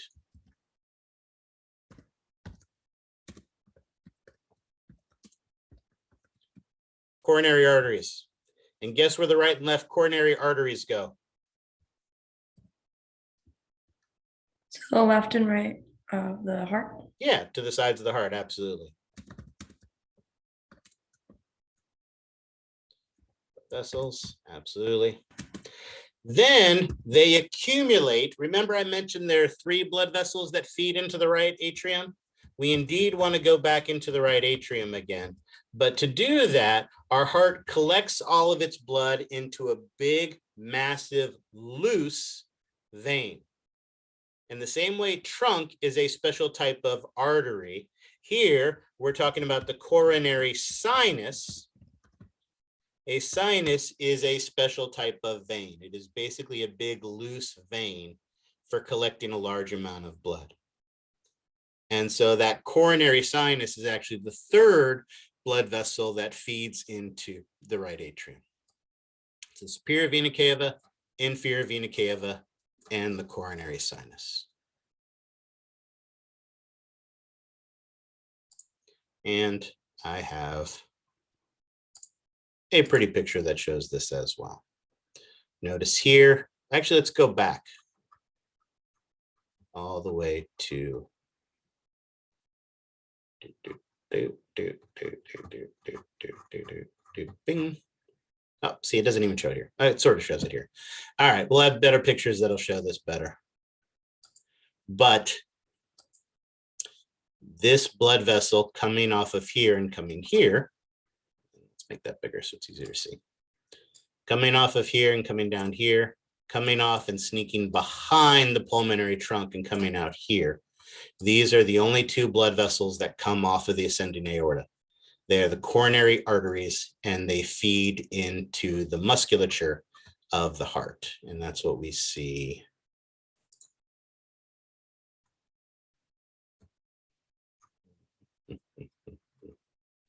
Here we go. So here, notice they've removed the pulmonary trunk so we can see this a little better. There is the right coronary artery and the left coronary artery sneaking behind, shy, it sneaks behind the pulmonary trunk and comes into the heart, feeding the musculature of the heart. And then notice on the back side of the heart, there's this big, huge coronary sinus, which then feeds the blood into the right atrium. Remember, the heart is not impressive to look at. It only makes up 1/200th of your body weight. So if you need to get down into your bikini outfit for summer, right, ripping your heart out is not a good way to lose weight. But as small as it is, it receives about 1/20th of the blood supply. Right, the very first thing that receives oxygen-rich blood from the aorta, from the heart, is the heart itself. Not only because of its massive demand of constantly beating 100,000 times a day, but as we also mentioned, it doesn't regenerate. So if deprived of oxygen for even a brief period of time, it can be damaged, and that is bad. All right, questions on that? Where are we time-wise? We're doing good, excellent. All right, questions on this? All right, that is most of what I wanted to talk about for an anatomy standpoint for today. But we still have some more things that we need to talk about. So let me do this real quick.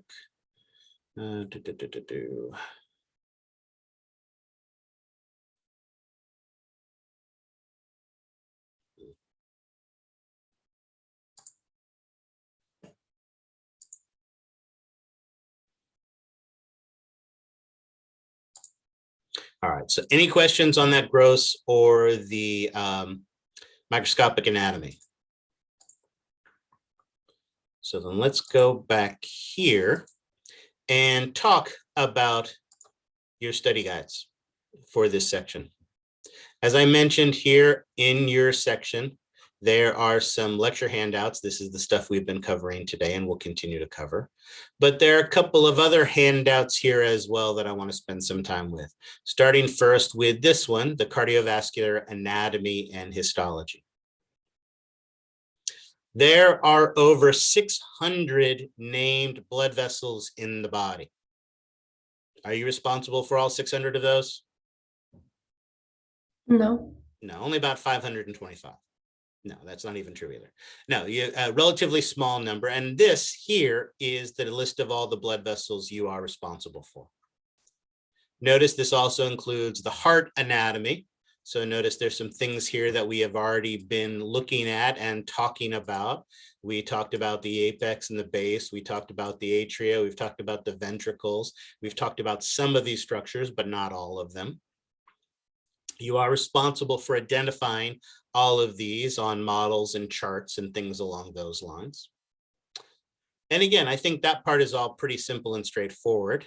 As we continue down, see the list of blood vessels, those of the heart that we just talked about. These are the ones involved in our pulmonary circulation, coronary circulation, as well as the great arteries and veins that we just finished talking about as well. And then here is the list of the systemic arteries and veins. Now, the good news is there's a fair amount of symmetry. You happen to have a brachial vein, and guess what else you happen to have? Brachial artery. Brachial artery, and they happen to sit side by side right next to you in your arm. So on the arm, and let me go ahead and draw an upper arm there. Here's the arm, there's the shoulder, there's the armpit.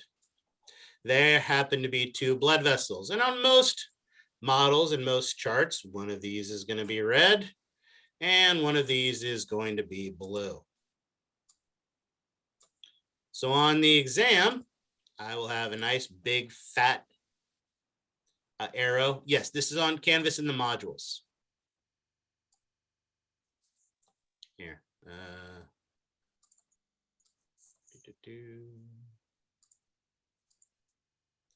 So again, I'm not going to erase my drawing because I want to keep it because I spent so much time and it's so beautiful. But in the modules, under section 1, in the lab handouts, your first handout is this cardiovascular anatomy and histology handout. So when we click on that, and then we make it full screen, we're back where we started. And we were talking about there, our brachial artery and our brachial vein. No worries. Now, obviously on the exam, I can have a big black arrow like this pointing to a model or a chart or an illustration and pointing at this blue blood vessel here. And I can ask you to identify this blood vessel. And what would your answer be?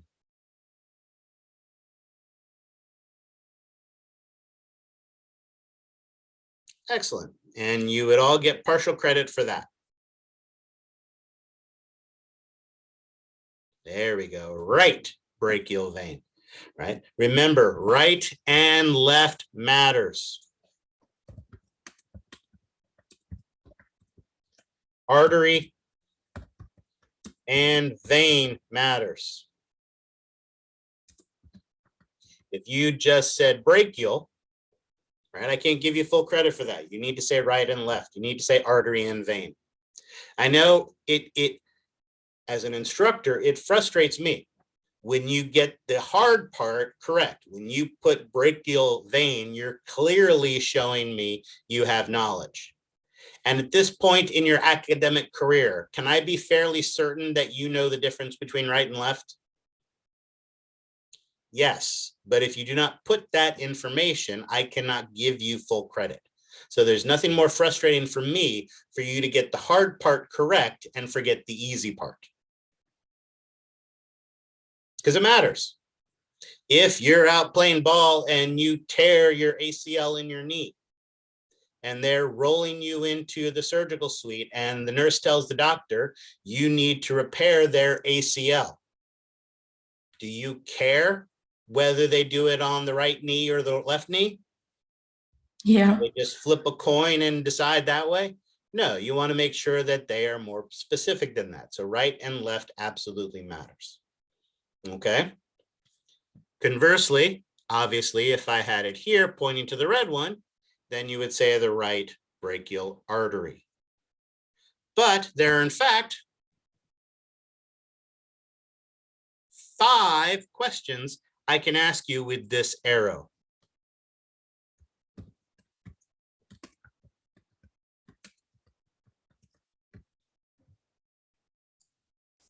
right? Obviously, the first one of these is going to be the name. Right? That's simple enough. But we know something else about these. I could also ask you for the direction they carry blood. Now, just out of curiosity, how many possible correct answers are there for that? 2 Two. What are they? to the heart and away from the heart. There you go. Towards the heart or away from the heart. So if I ask that question, you got a 50-50 chance of being right. If I did it for this red one here, what would your answer be? Away. Away. Excellent. Notice the color means something. So that could be an indication of the condition of the blood. And when we're talking about the condition of the blood, what's the primary thing we're caring about on this exam? Whether or not it's oxygenated. Again, remember, we don't have oxygenated or deoxygenated blood. What do we have? Rich and poor blood. Oh my Rich or oxygen poor, absolutely. So for this arrow here, what is the condition of the blood in that red blood vessel? Oxygen rich. And again, don't just say rich, say oxygen rich. Okay, excellent. So hopefully and again, obviously the condition, the direction of the blood, the condition of the blood, that's all kind of goes hand in hand for the most part, right? However, just like it's important to know where your house is, just like it's important to know where the school is, assuming we ever get to go back onto campus, it is also important to know how these relate to each other. So the other two questions you will be responsible for are to identify the blood vessel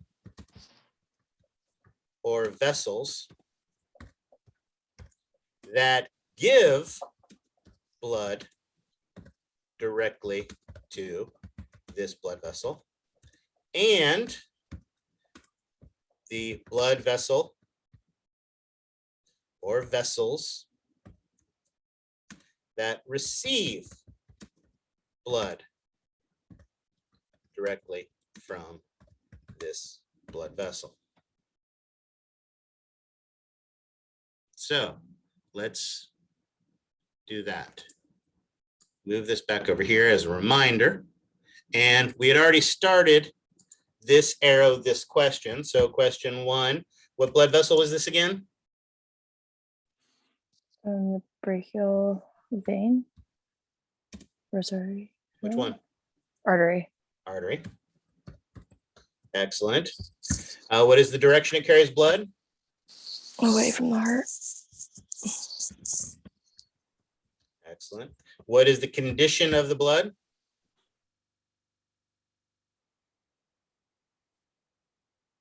Oxygen poor. Oxygen rich. What is it? Yeah. Right, we're still on the red one here. Right, we're pointing at the red one. The red one is the artery. Remember, it's carrying blood away from the heart to the tissues. It is oxygen rich. Now, remember, it is carrying blood away from the heart this way. So conveniently, we happen to have a list of blood vessels associated with the arm right here.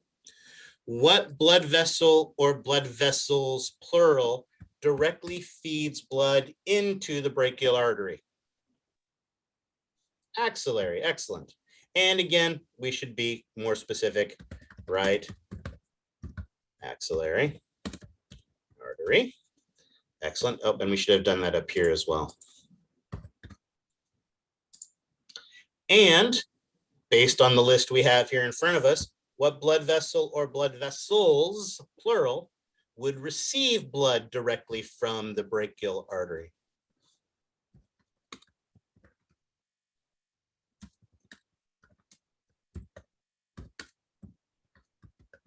Exactly.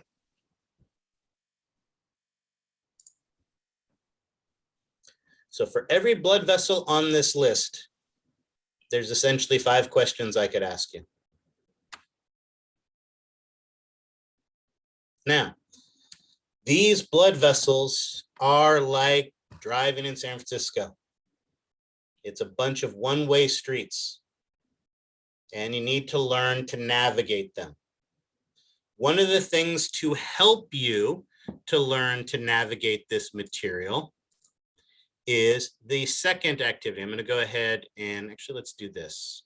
Let's go ahead and put that back, leave that pretty for a second. And I'll take a screen grab of this so that we can save it, because I'm going to erase it now.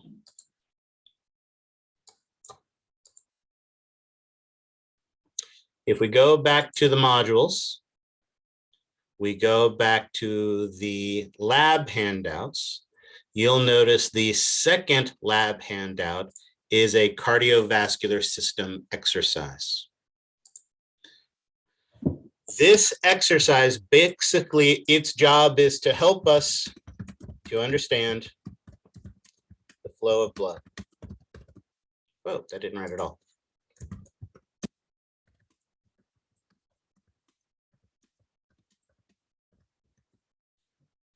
Notice we start with our chambers, identifying the blood vessels and valves that regulate blood flow into the right atrium and then out of the right atrium.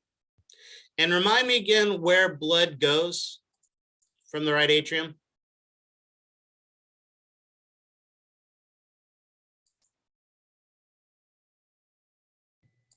To the lung. From the right atrium, where does blood go?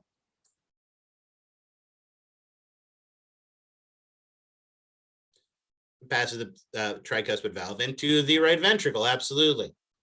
So do you think the spaces and structures that get you out of the right atrium happen to be the exact same spaces and structures that get you into the right ventricle?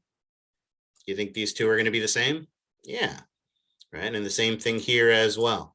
So we have our passageways in and out of the chambers, what blood vessels feed in, what blood vessels feed out, what's in between them. Right? And then you get to take the mystical, magical journey that a drop of blood would take. Starting in your superior vena cava, you are going to enter into the heart, passing all the vessels and all the valves and all the chambers until you reach blood vessels and capillaries of the lung. You are then going to come back to the heart, through the heart, until you leave the heart and enter into the coronary arteries. And notice there are the correct number of spaces for all of you to have those steps. If you only ended up with 5 here, you did something wrong. Go back and check it. This helps us to understand how blood flows through the heart. And it would be useful to do something like that for the body as well. Using the list of blood vessels, there are many, just like there are many routes that you could take to get from your house to the school. Back streets and alleys and all those types of things. Focus solely on the blood vessels that are on your list. Using the blood vessels on your list, you are going to leave the left ventricle, going to the right side of the head. When you get to the right side of the head, in your arteries, and remember to use right and left when appropriate, you're going to turn around in a capillary bed and you're going to take veins back to the right atrium. And again, I have given you the correct number of spaces, so 2, 4, 6 arteries to get to the capillary on the right side of the head, and 4 veins to get back. Then you're going to do the same thing to the left knee. Arteries to the left knee, veins back. Make sure you use left and right when it is appropriate. I've given you 2 destinations and the correct number of steps so that you know you are doing it correctly. Once you've done these 2, you should feel confident enough where you can give your own driving directions. You are going to decide your own destination and give me a list, turning around at the capillary and coming back, and then a second destination of your own picking. Arteries out, veins back, capillary is your turnaround point, and you're going to give me these driving directions. It is a great way to study and appreciate and understand how the blood vessels work together. Because it doesn't just do you good to know where the axial artery and the brachial artery is. It's important to know how they relate to each other, which feeds into which. And that's basically what this is. This is, you're that drop of blood and you're giving driving directions to two destinations that I pick and two destinations that you pick. This assignment is going to be graded for correctness. So for this assignment, right and wrong answers matter. Now, have you learned any blood vessels yet? No. Maybe a couple. We've talked about the aorta and stuff like that. Yeah. So you will notice this is not due until February 2nd.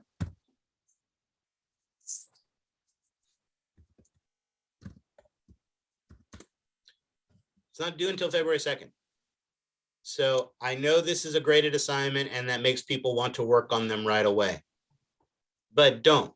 Start learning your blood vessels first. You need to know where the blood vessels are before you can try to figure out how they work together.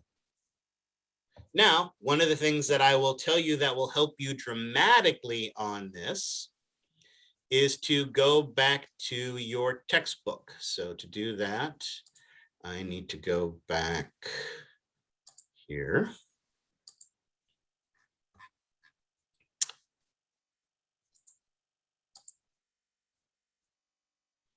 Nope, that's what I wanted. Out of my way. Study area. There we go. Timed out. See if I can get it, sneak in this way. Here we go. Excellent. In our textbook. Shoot. All right, hold on.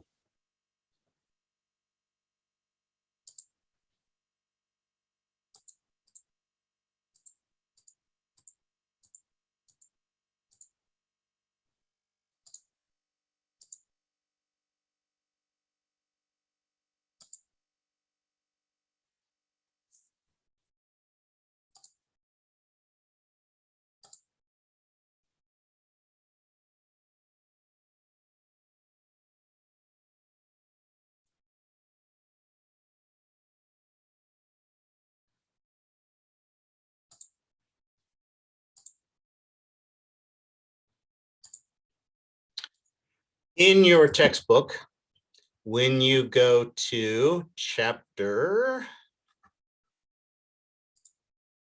19, the blood vessels,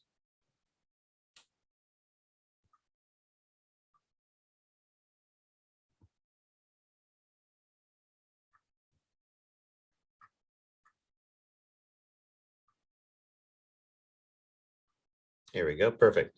19.3, we have our pulmonary and systemic circulations. We have these nice pictures and again, these nice diagrams. And so notice when we go, for instance, here we'll do the limbs because they're a little bit more elaborate. Notice there are these great flow charts that they've given you of how these blood vessels. So notice as we were just talking about,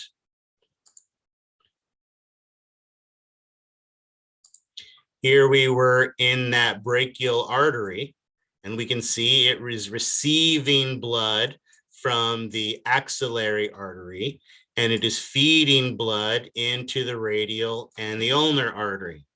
Now, notice there are a ton of blood vessels on this list. Are you responsible for all the blood vessels that happen to be here on this picture? No, No. So how will you know which of these you are responsible for? they're on You the look list. on our list. Yeah, you've got that handout. So what you can do is in your textbook, you can actually save yourself some time if you wanted, but you can just go through and highlight the ones you're responsible for. That way, you know, you can ignore certain ones and just focus on the ones you're going to be responsible for. So doing something like that could be something that would be useful. So there are these tools. There's obviously the pictures of the actual blood vessels that are useful. And again, these are nice because again, a picture like this or a chart like this is something you could be responsible for on the exam.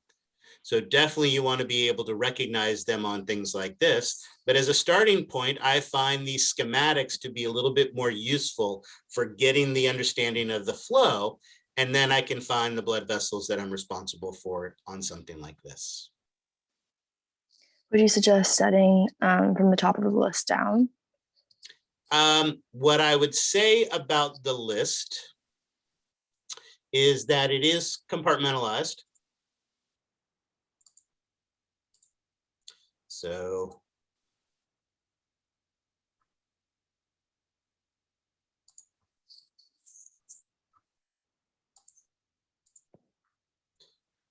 not only do you have, for instance, the anatomy of the heart, the great vessels, all of that kind of stuff, cardiac circulation, but notice, as you can see, you have blood vessels that are going to be associated with, for instance, the head, and those that are associated with the arm, and those that are associated with, right, the trunk or the abdomen or something like that. So I have kind of tried to break them up by region that way. So yeah, just the same way you learn the bones by region, learn the bones of the arm first, and then the leg, and then the vertebrae. Breaking it up that way is a solid way to learn that material, and it also helps you to relate these to each other, certainly. Are we going over these in class, or are these on our own? No. So as I mentioned, we are going to be doing a fair amount of physiology. We will later to go talk about some of the general pathways, but when I go over the general pathways, it's really going to be more to focus on some of the unusual or asymmetrical things, right? If we go back to the idea of the arm, as we were talking about with that brachial artery and that brachial vein, right? Most of the information is pretty much similar. They carry blood in different directions, right? But both of them are related to axillary artery veins that are proximal to them. And distally, we have the radial and ulnar arteries and veins. So the only real difference is the direction the blood flows. In the artery, it goes from axillary to brachial to radial and ulnar. In the vein, it goes from radial to ulnar to brachial to axillary. These are regional terms that you should be comfortable and familiar with, so I shouldn't have to spend too much time going over the stuff with you. However, there are some, the blood vessels of the head are confusing. There are some interesting things going on in the abdominal region. So we will go over some of this together on the list, but we're not doing all of it together. We're instead going to be focusing more on physiology and talking more physiology, because as smart, sophisticated anatomy and physiology students who passed 430, you should be comfortable studying and mastering anatomy, so we can focus more. I will do some of it, but I'm not going to go through every blood vessel on this list. Now, does that mean that if you're confused by something, you're not allowed to ask me an anatomy question? No, we still No, of can. course not. You're always welcome to come to my office hours, take advantage of the open lab, work with your students and work with that. Or when we're talking about it in class, ask questions in class, and I will happily answer it that way. All right. So those are two big assignments that I want you thinking about. This, like I said, is your study guide for the lab exam. The majority of your lab exam is going to come from this list. Obviously, oh, and hold on. Notice as we scroll down, there is indeed some histology. So you are responsible. There's going to be definitely some microscope slides that you're going to be responsible for on this, and the information is here for you for that. There may be some additional, let's see, what else we're going to add.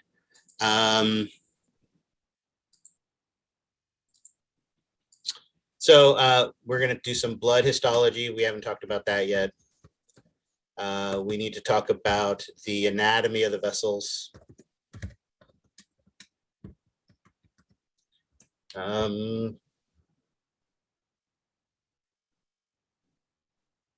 think that's it. Heart, blood vessels, blood, and the anatomy of blood vessels themselves. Yeah, I think that's pretty much it.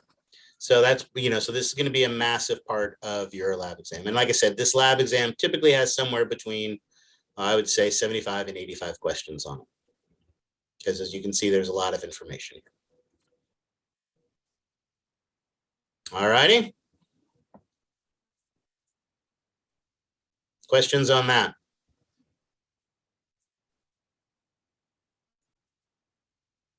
All right, questions on anything else?